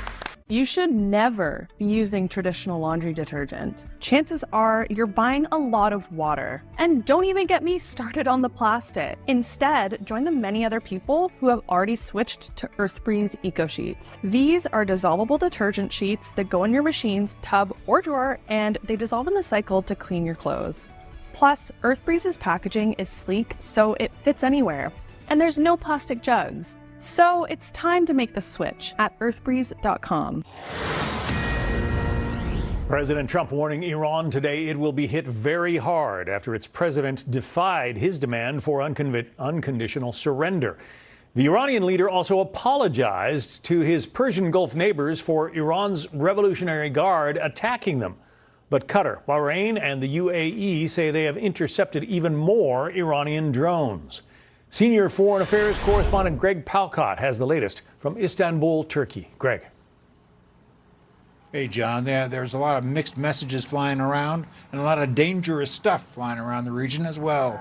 The latest coming from the top Iranian official saying the U.S. must pay for its actions.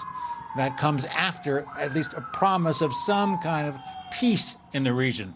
That came from Iranian President Pezeshkian. He posted a video message earlier today refusing President Trump's call for surrender, but seeming to apologize to neighboring countries for Iran's strikes. He claimed that Iran wouldn't hit out unless attacked by others. But before and after that message, we have been monitoring all across the region a lot of hits. One of Saudi Arabia's oil fields targeted by over 20 Iranian drones. No confirmation of any impacts, but assaults like that have caused trouble before. Dubai's airport, that huge, busy complex, was hit again today with an Iranian drone, disrupting travel for a period of time. Drones have been targeting an oil refinery in the island nation of Bahrain. That's also, as our viewers will know, the home to the huge U.S. naval base. Interceptors seen bursting in the skies over Doha in Qatar as a new wave of what was called broad-scale attacks was unleashed on Iran by Israel today, including the hits, missile launch sites, and other military installations. John, one top Iranian official says that there would be a grouping, a meeting of top officials in Iran, and then perhaps, just perhaps, in the next 24 hours, there could be a replacement for the late Supreme Leader, the Ayatollah Ali Khamenei. That person, even before he's named, will have a price on his head. Back to you. All right, Greg Palkot, live from Istanbul. Greg, thank you. As we mentioned at the top of the hour, President Trump is attending the dignified transfer of the first American soldiers to die in Operation Epic Fury. We are awaiting video of that transfer. We will bring it to you as soon as we have it.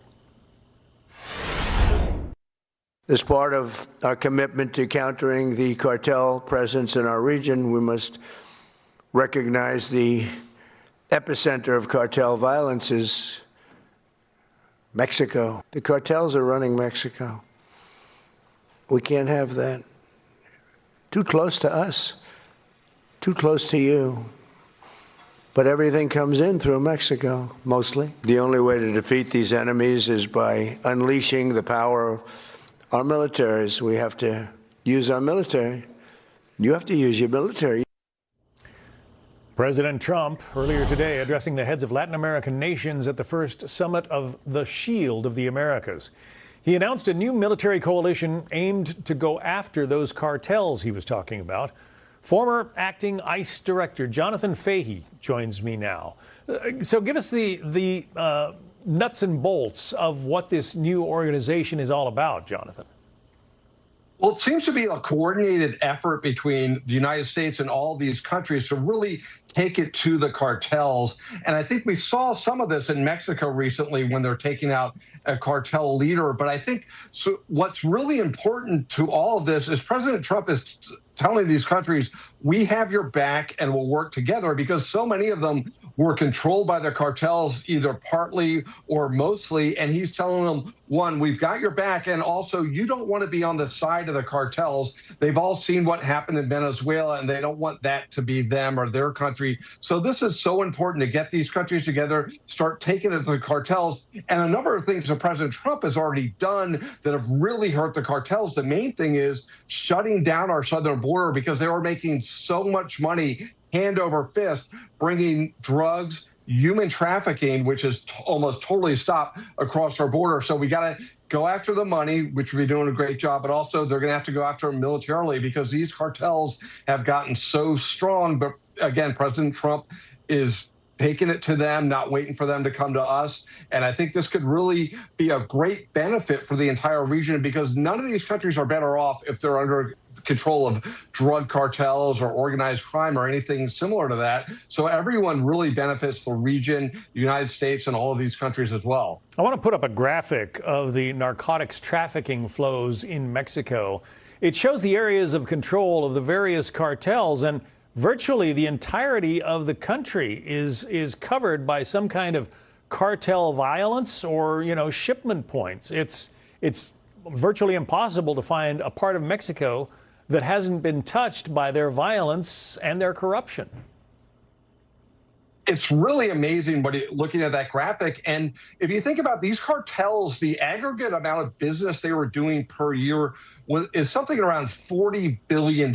So these are massive. They would be like a massive corporation, and they have so much power. And unfortunately, until President Trump came into office, the United States was really viewed as, really inept and weak in dealing with them.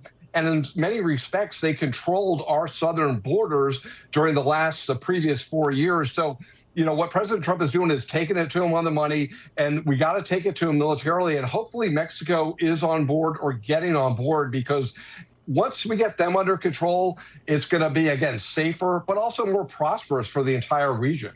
I was surprised, frankly, when the Mexican army took out that cartel leader in Puerto Vallarta about a week, 10 days ago. Did that surprise you? And does it show that the Mexican government is getting serious about cracking down on the cartels?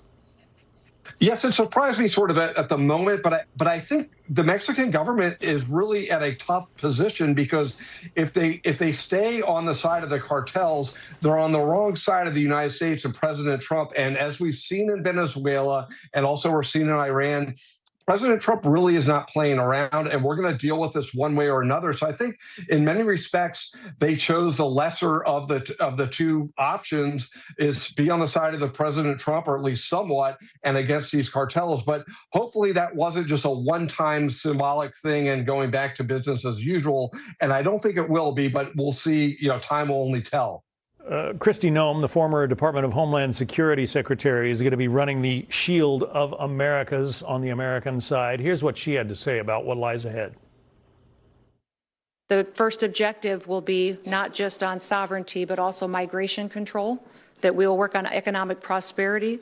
We'll have and reverse these harmful foreign influences that have come into many of our businesses, our technologies, and we've seen infiltrate different areas of our way of life. We'll work together to continue to make sure that our relationship is a shield to the Americas, that this will be a Western Hemisphere that is better, safer, more prosperous, and more free because of the leadership that all of you provide. I should have referred to her as outgoing, not former, because she still is in the job. But what do you think about what she has to say there?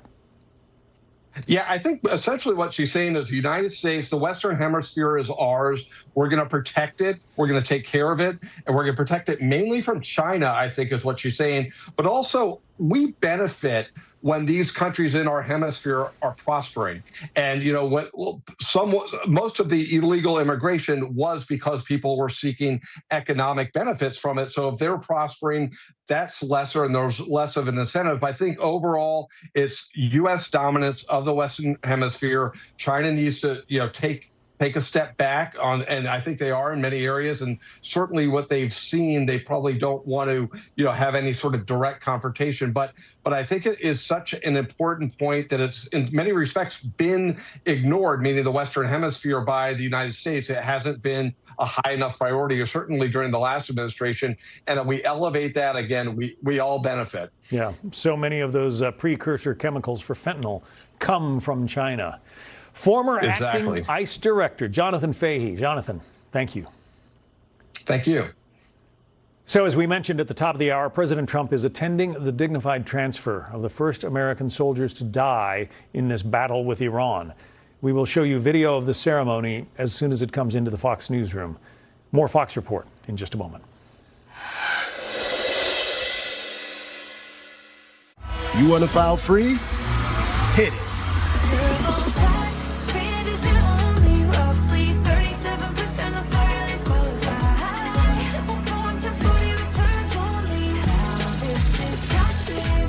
Dulcolax. Good morning. Hey. Good morning. Dulcolax Liquid Gel with Liquid Core reactivates your natural gut rhythm overnight for relief that feels amazing. Dulcolax Liquid Gel.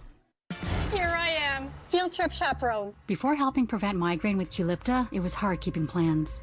And look at me now. You'll never truly forget migraine, but Qulipta reduces attacks, making more zero migraine days possible to help give that forget you get migraine feeling. Don't take if allergic. Stop taking and get help right away for allergic reactions like trouble breathing, face, lip, or tongue swelling, itching, or rash. Tell your doctor about increased blood pressure or color changes, pain, or numbness in fingers or toes. Ask your doctor about Qulipta to help prevent migraine. Let's say you woke up with a sore throat and fever. You can wait to see a doctor, or you can sit in a crowded urgent care, or with the medical emergency kit, just match your symptoms to your prescription with your guidebook to feel better fast. Prescribed to you online, your kit treats dozens of common and serious medical issues like strep throat, sinus infection, vomiting, UTIs, and much more. It is like having an urgent care in your home. Visit urgentcarekit.com/USA. Promo code USA. Where Jay? There he is. St. Jude, it's love. It's been home away from home. Hi. My son James, he's being treated for a high-risk neuroblastoma. I want him to have a chance to grow up. I mean, just to think that he was born with cancer shattered me. St. Jude Children's Research Hospital works day after day to find cures and save the lives of children with cancer and other life-threatening diseases. Families never receive a bill from St. Jude for treatment, travel, housing, or food. Please call or go online right now and become a St. Jude Partner in Hope for only $19 a month. Having a child with cancer is an extremely tough journey. We went from remission and singing those ABCs to all of a sudden coming back for chemotherapy, radiation. Cancer does not care. The relapse, it's very emotional. St. Jude has been amazing because it's all about care for the kid. We're here to help your grandson. You can make a difference. Please become a St. Jude Partner in Hope right now.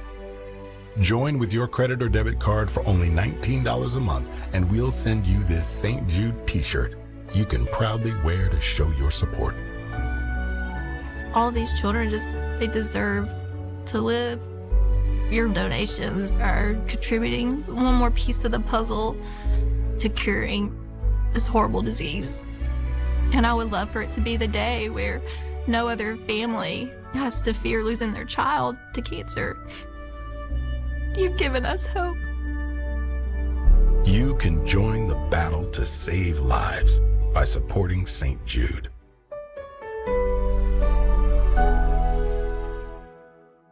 One a day 50 plus multivitamins are formulated for your overall health with nutrients to support brain and muscle function. So you're not just setting the pace, you're one step ahead. Next time, slow down. One a day 50 plus, the one for you. Josh, you're a pro baller, podcaster, and a wine connoisseur. Is there anyone doing as much as you right now? Only Tommy John. They're doing the most. Soft, stylish, and supportive. This is Underwear with Game. Operation Epic Fury continues striking Iran. Israeli Defense Force fighter jets destroying a university that Israel says operated as a training facility for Iran's Revolutionary Guard Corps.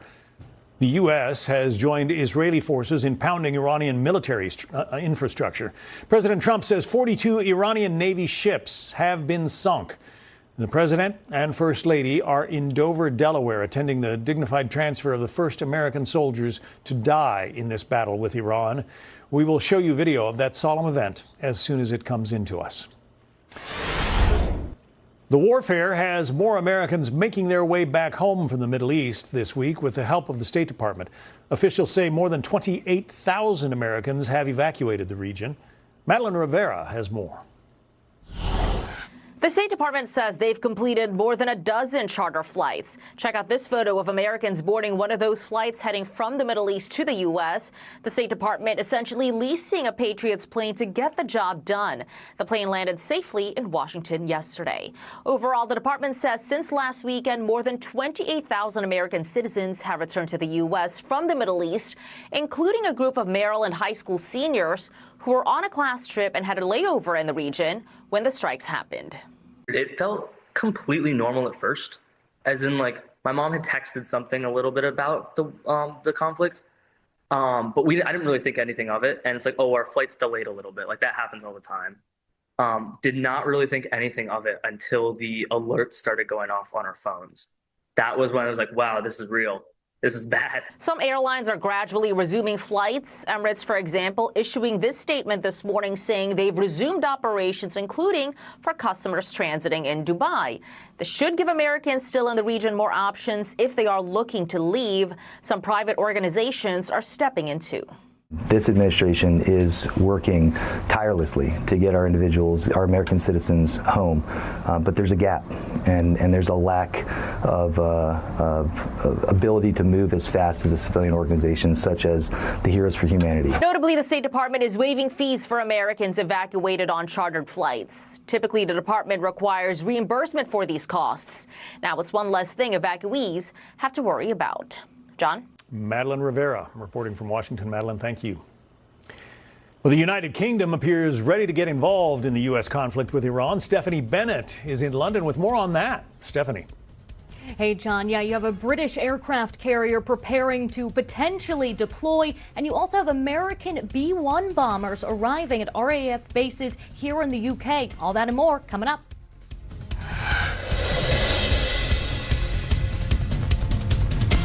This program is brought to you by Empower. Invest well, live a little.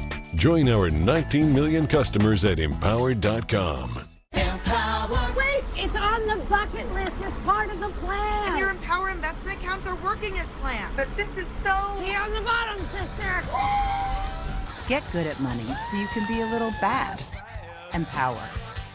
Right now, sirens are sounding from Tel Aviv to Jerusalem.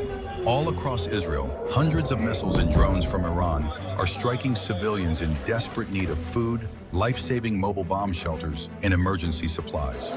Many families are trapped underground, unable to leave without risking their lives.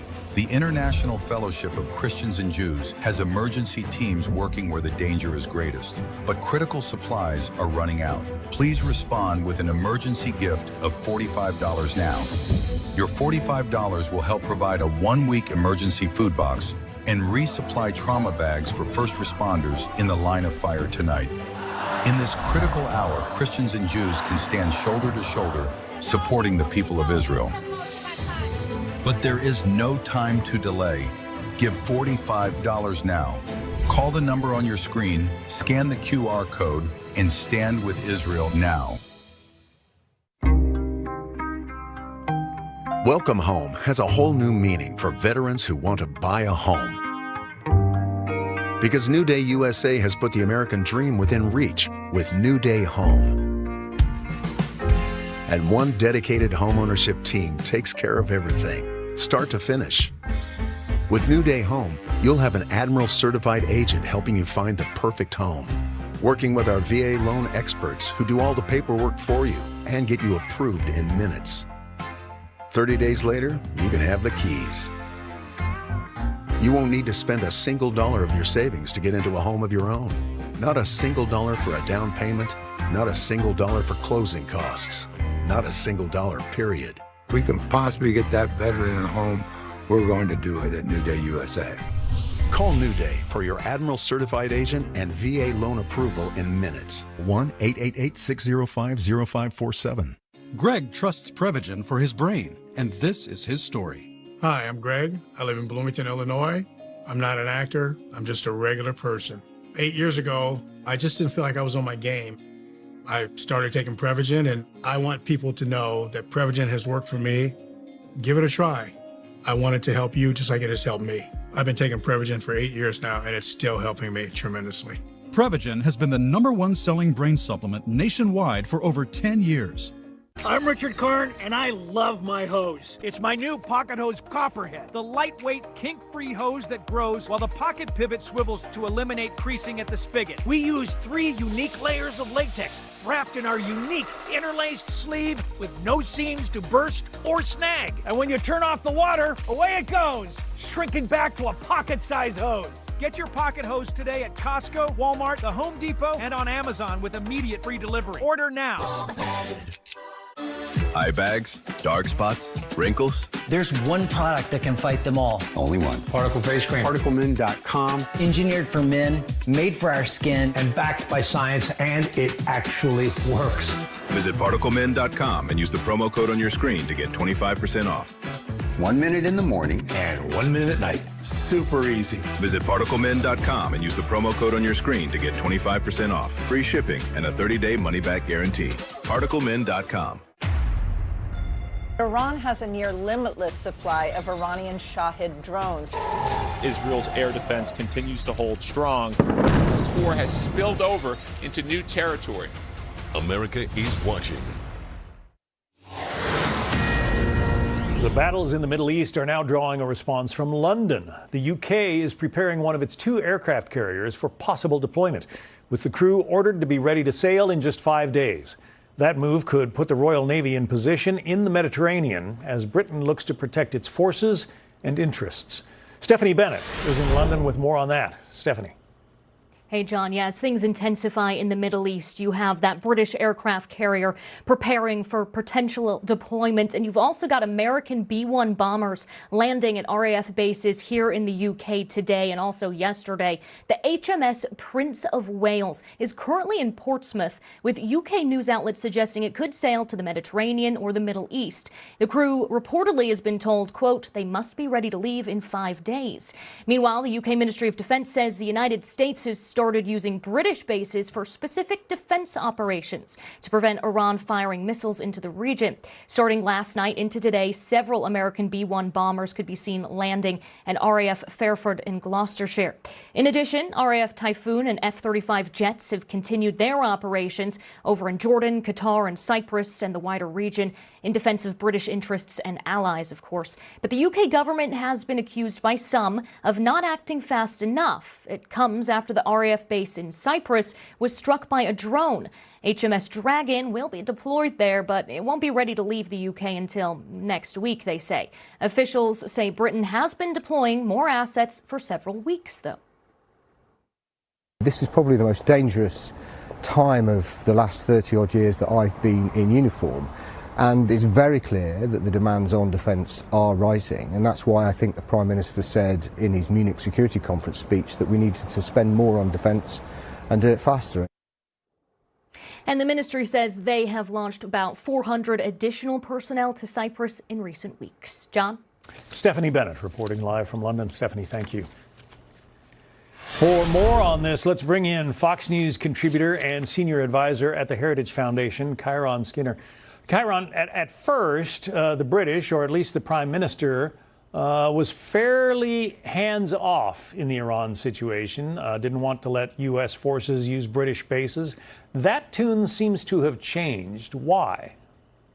I think the attack on Cyprus, the Royal Air Force was part of the shift. But also, I think there's a recognition going on now. You just played a clip from a defense official in the UK that this is the most dangerous time in his career in uniform. This is really a war of the world, and it is not just localized in one part of the Middle East, but the greater Middle East, hitting South Asia as well, the Indo-Pacific. Every part of the world is under attack because of Iran.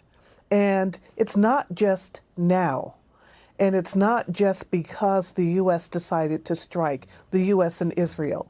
This has been going on for nearly 50 years. But we didn't frame it properly. We called it a shadow war, a twilight war. But in fact, it was just a war. And the attempt by the U.S. and Israel to block a nuclear program in Iran is a recognition of the fact that we've been fighting war at every possible level, cyber, in the gray zone, conventional, and the potential for nuclear would destroy the world. And that's why the European allies, in fact, our Gulf partners as well, have come to the conclusion that they have to step up and support the U.S. and Israel because this is their fight as well. Talking about our Gulf partners, the Iranian president, the guy who just took the job, Masoud Pezeshkian, is apologizing for the strikes on neighboring nations, the UAE, Bahrain, Saudi Arabia, at the same time that the drones and missiles are continuing to hit those countries. What do you make of that?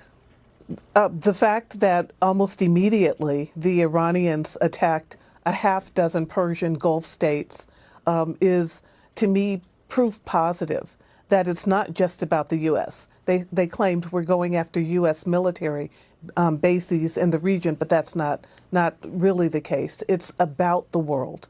And so an apology on the one hand doesn't take away from the fact that Iran single-handedly has led to the world on fire. And the Gulf states understand it. Apologies won't help. The reality is that they are being struck, that they have to work together, that they have to depend on us, and we have to depend on them.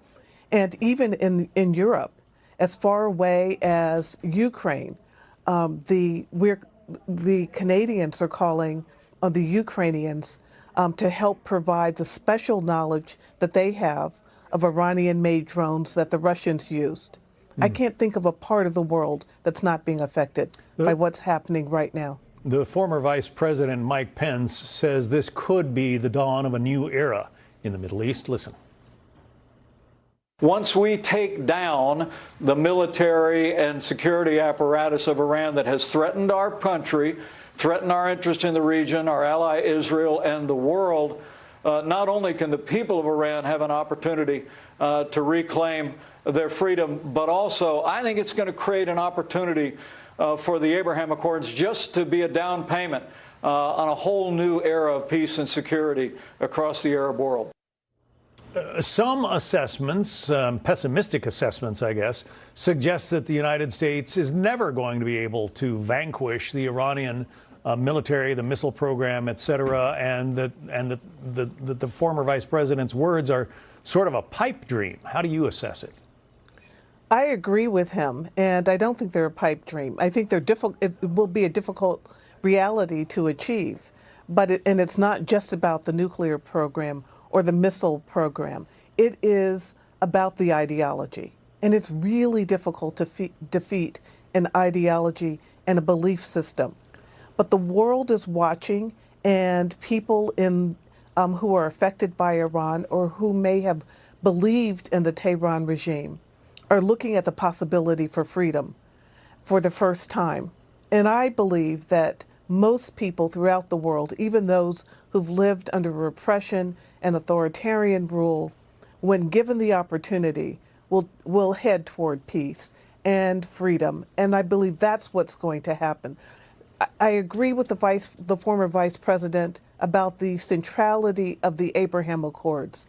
None of this is possible without President Trump's first term, where he pivoted to the Gulf states, looked away from the Levant and said, if I can get some deals with Israel, peace deals, normalization deals with Gulf states that were already ready for a focus on commerce instead of chaos, it would make it easier to deal with the twin problems of the Palestinians on the one side and Iran on the other.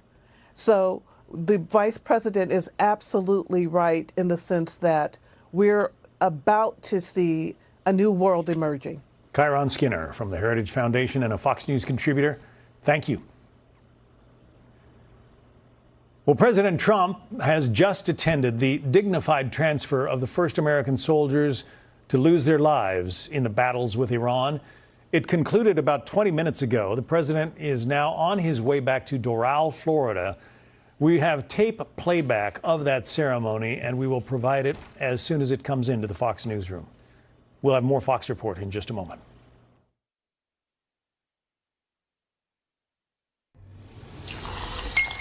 Look, we're great with teeth. We're toothbrushes. But we're not the best with tongues, cheeks, and everything in between. We need backup. The clinically proven essential oils in Listerine clean every surface of your mouth. For whole mouth health, Listerine. Wash your mouth. I'm feeling more confident about the future after reviewing my choices with Voya. Have you updated your workplace benefits and retirement savings? No, but I am really going to think about it at some point. Don't just think about a strong future. Plan for one with Voya. Plan, invest, protect. Did you know you can relieve everyday aches and pains with odor-free Aspercreme? Maximum strength lidocaine targets nerves fast for soothing and numbing pain relief. Try Aspercreme, the #1 pharmacist recommended topical anesthetic.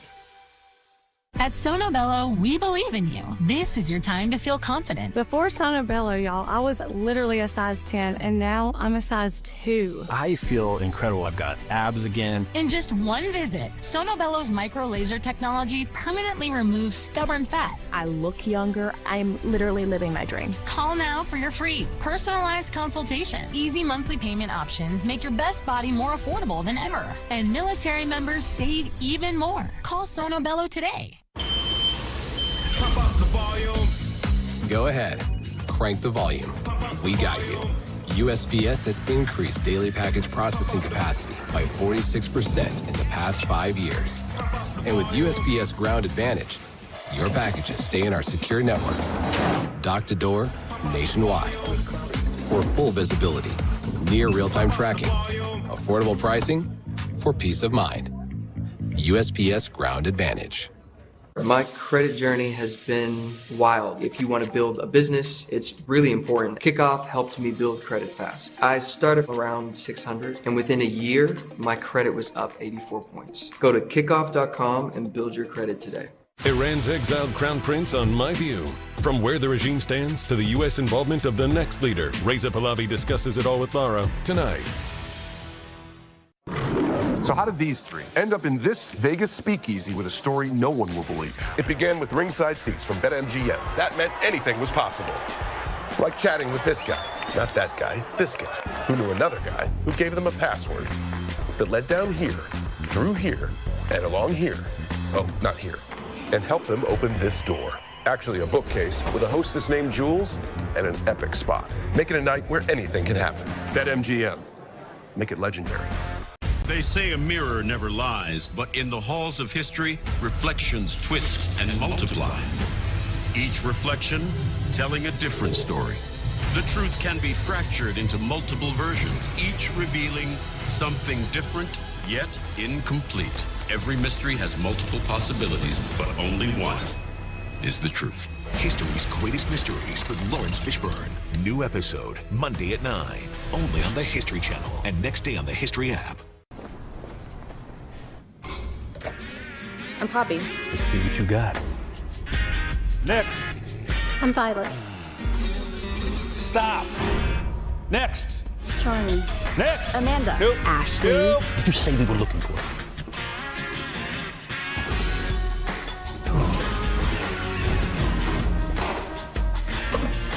I strip.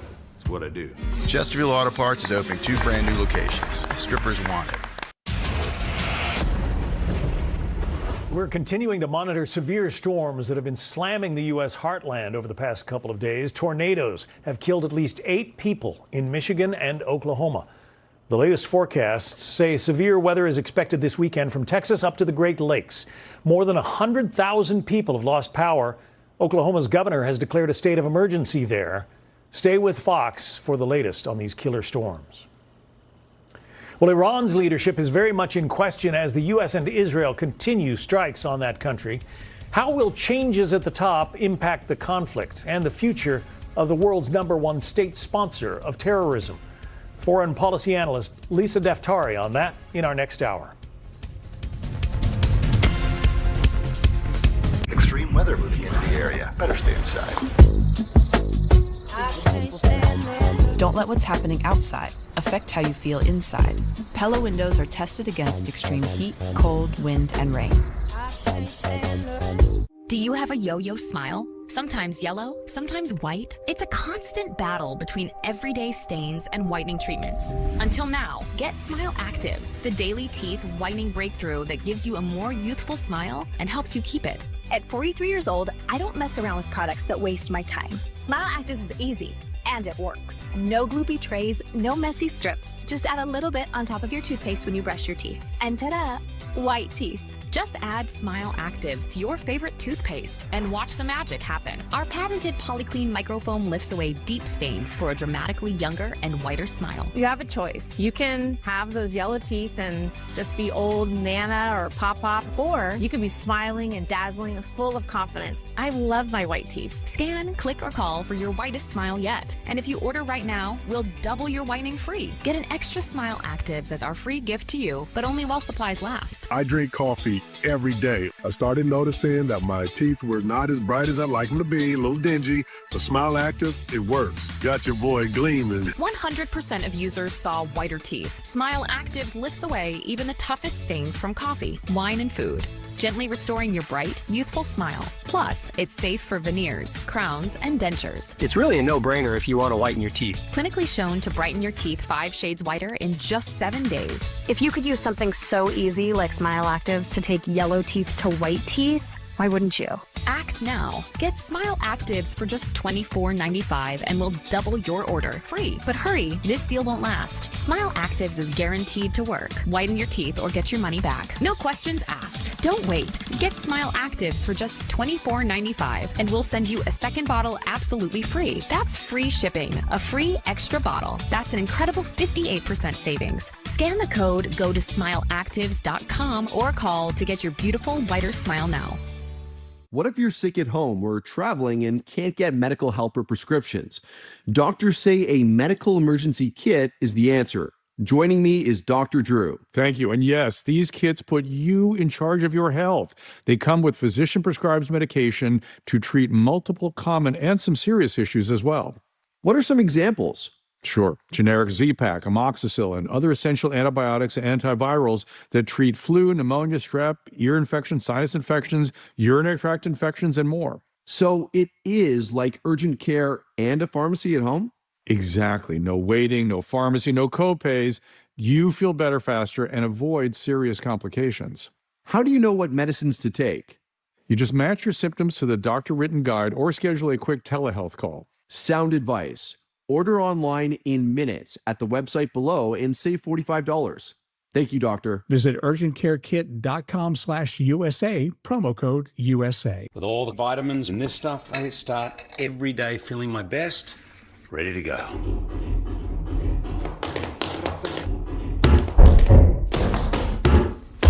He'll do this for hours. The little thing we do, they love it. It is a solemn afternoon in Delaware with President Trump attending the return and dignified transfer of the first Americans killed in Operation Epic Fury. I'm John Scott, and this is a brand new hour of the Fox Report.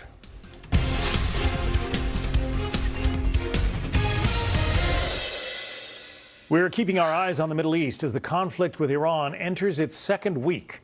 New video from Tehran this evening shows explosions lighting up the night sky there. This happened moments after the Israeli Defense Forces announced they had begun a new wave of strikes. President Trump spoke this morning at a meeting of Latin American leaders and defended his decision to attack Iran. When you look at October 7th and beyond October 7th, look at all the killing that they've done over the years for 47 years. And this had to be done. We did the world a favor. And they said, well, how are you doing on a scale of 0 to 10? How are you doing with the attack? And I said, about a 15, I would say, with 10 being the best. But it's something that had to be done, and we're doing it well. Within the last hour, the president honored the 6 fallen American service members in a dignified transfer at Dover Air Force Base. They were killed last Sunday after Iranian drones struck a base in Kuwait.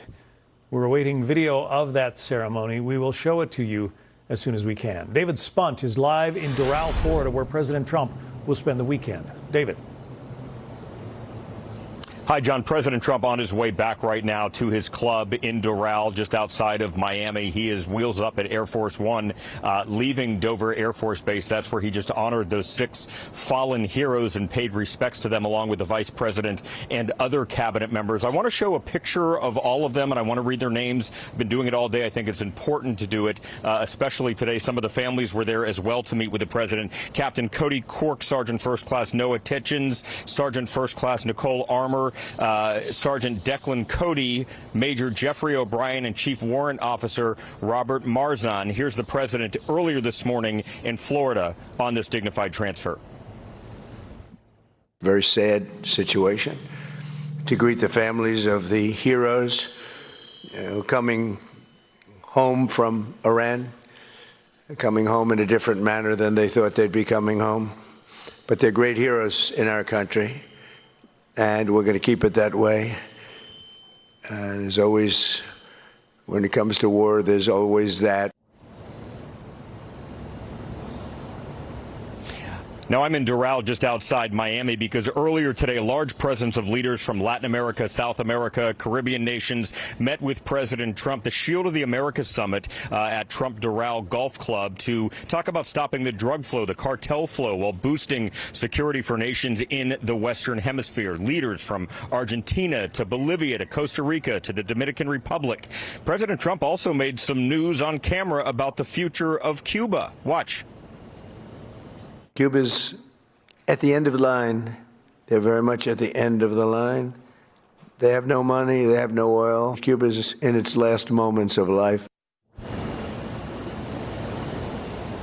Kristi Noem, the outgoing DHS secretary, was there today testing out her new role as special envoy to the Shield of the Americas. She will remain as Homeland Security Secretary until the end of the month. She was fired yesterday by the president publicly. Oklahoma Senator Mark Wayne Mullen will take over if confirmed shortly, confirmed by the Senate. Now, we've not heard from the president on camera since he replaced Noem. Even last night at the White House, he was asked but did not give an answer, and she ignored questions from the press today at that event, that Shield of the Americas event. Notable not at the Shield of the Americas event, the Mexican president and the president of Venezuela, who replaced Nicolas Maduro, who's now in federal prison awaiting trial in New York. But President Trump did praise the leaders of both Venezuela and Mexico.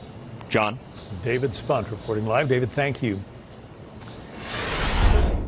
Tehran is trying to ease now tensions with its regional neighbors. This morning, Iran's president apologized to neighboring Gulf countries and promised not to attack unless Iran was attacked first. At least 12 different nations have been hit by Iranian missiles or drones since the start of Operation Epic Fury. Chief correspondent Jonathan Hunt is in London with more for us. Jonathan. John, there is no let-up in the U.S.-Israeli attacks against Iran, and as a result, it seems, there is continuing chaos among what remains of the Islamic Republic's leadership. Iran's retaliatory attacks, for instance, continued today against neighboring countries, including the UAE and Iraq, even as Iran's president apologized for previous attacks on Arab nations. We didn't intend to violate neighboring countries. As I have said many times, they are our brothers. We stand with the ones we love in the region. But within minutes of that apology, Iran's state news service published a statement accusing those same neighbors of being in, quote, the hands of the enemy, and saying, quote, intense campaigns against these targets will continue. But the Iranian attacks are diminishing in both number and effectiveness as U.S. and Israeli strikes continue to take out the mobile launchers Iran relies on and its military command and control structure. And without an obvious functioning central command, it may be that various Iranian military commanders are simply acting according to their own instincts, as Ayatollah Khamenei had given them permission to do in the event of his death, according to the reporting of the Wall Street Journal. And in what is obviously an attempt to reestablish some sort of central authority, we understand that the so-called Assembly of Experts may elect and choose a new successor as early as Sunday. That person, particularly if it is a hardliner, John, will obviously become target number one for the U.S. and Israel. John? Yeah, there's some supposition that that's why Iran is taking so long to name a replacement for the Ayatollah. Because as soon as that person gets named, there's a big target on their back. Yeah, for sure. All right. Chief Correspondent Jonathan Hunt, thank you.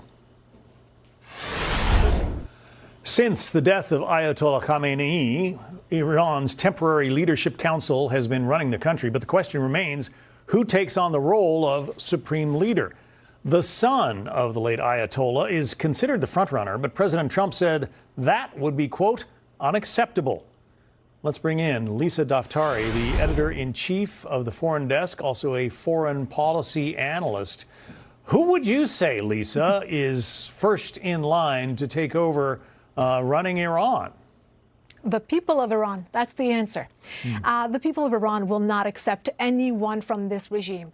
Hardliners, moderates, it's all the same. It doesn't matter what their title is. They are all cut from the same cloth.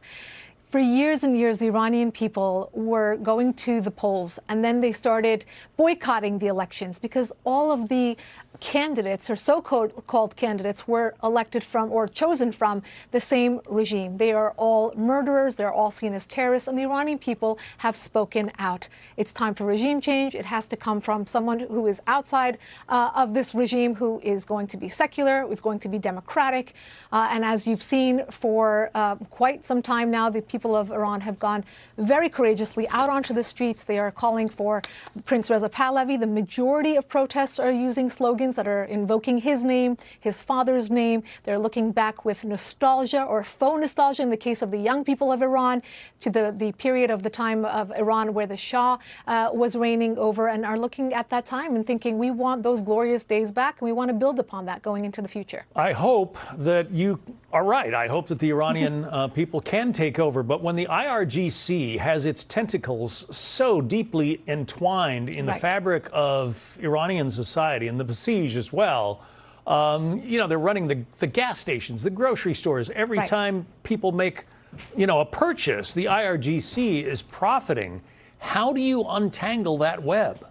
Right. So the reason why Bibi Netanyahu and President Trump thought this is the opportune moment to attack the regime is because they were at their weakest moment. Their proxies are weak. The economy is weak. There were rifts even within the regime themselves. So if Khamenei even would have, had his reign or continued his reign, it wasn't clear who his successor would have been. It wasn't going to automatically go to his son because, again, there were rifts and they didn't agree on who the successor should be. So at this moment, you're absolutely right. They took out Khamenei. This is not a foregone conclusion that equals regime change. But with that being said, we're going down the tiers of the government. This government, for 47 years, has fortified itself latitudinally and longitudinally in terms of fortifying it with thousands and thousands of operatives outside of Iran, inside of Iran, the Basij, as you said. There have been operations in the past week to target just the Basij. If this is strategically communicated to the people of Iran, where they have patience, where they're waiting for this regime to be degraded layer by layer, it will take time. It's not going to be quick. It's not going to be easy. It will give the Iranian people confidence that those brutal terrorists who are waiting by to kill protesters are being eliminated. It will give them confidence to come back out onto the streets to reclaim their country. But one thing I want to say is, for decades, Democrats and Republicans had Iran policy wrong. It was a Goldilocks back and forth between bomb Iran or let Iran get the bomb. Too hot, too cold. President Trump found just right, and that's the third option, which is partnering with the people of Iran to create regime change. And he looked into the camera in the first hours of this war and said to the Iranian people, the Americans are not in the business of regime change, but we will lead towards regime collapse. You will then take the baton and you will take it from there. So we're hoping that with this military campaign, Israel and the United States could put the Iranian people at the 1 yard line, where they can then take the torch and continue on with nation building, with creating their own future and determining who will lead Iran. I want to put on screen a graphic of the potential successors to the Ayatollah. But as we look at those potential successors, I want to ask you this. In order to accommodate or accomplish regime change, you've got to have communication. Are the Iranian people well enough in touch with what's going on in their country and around the world?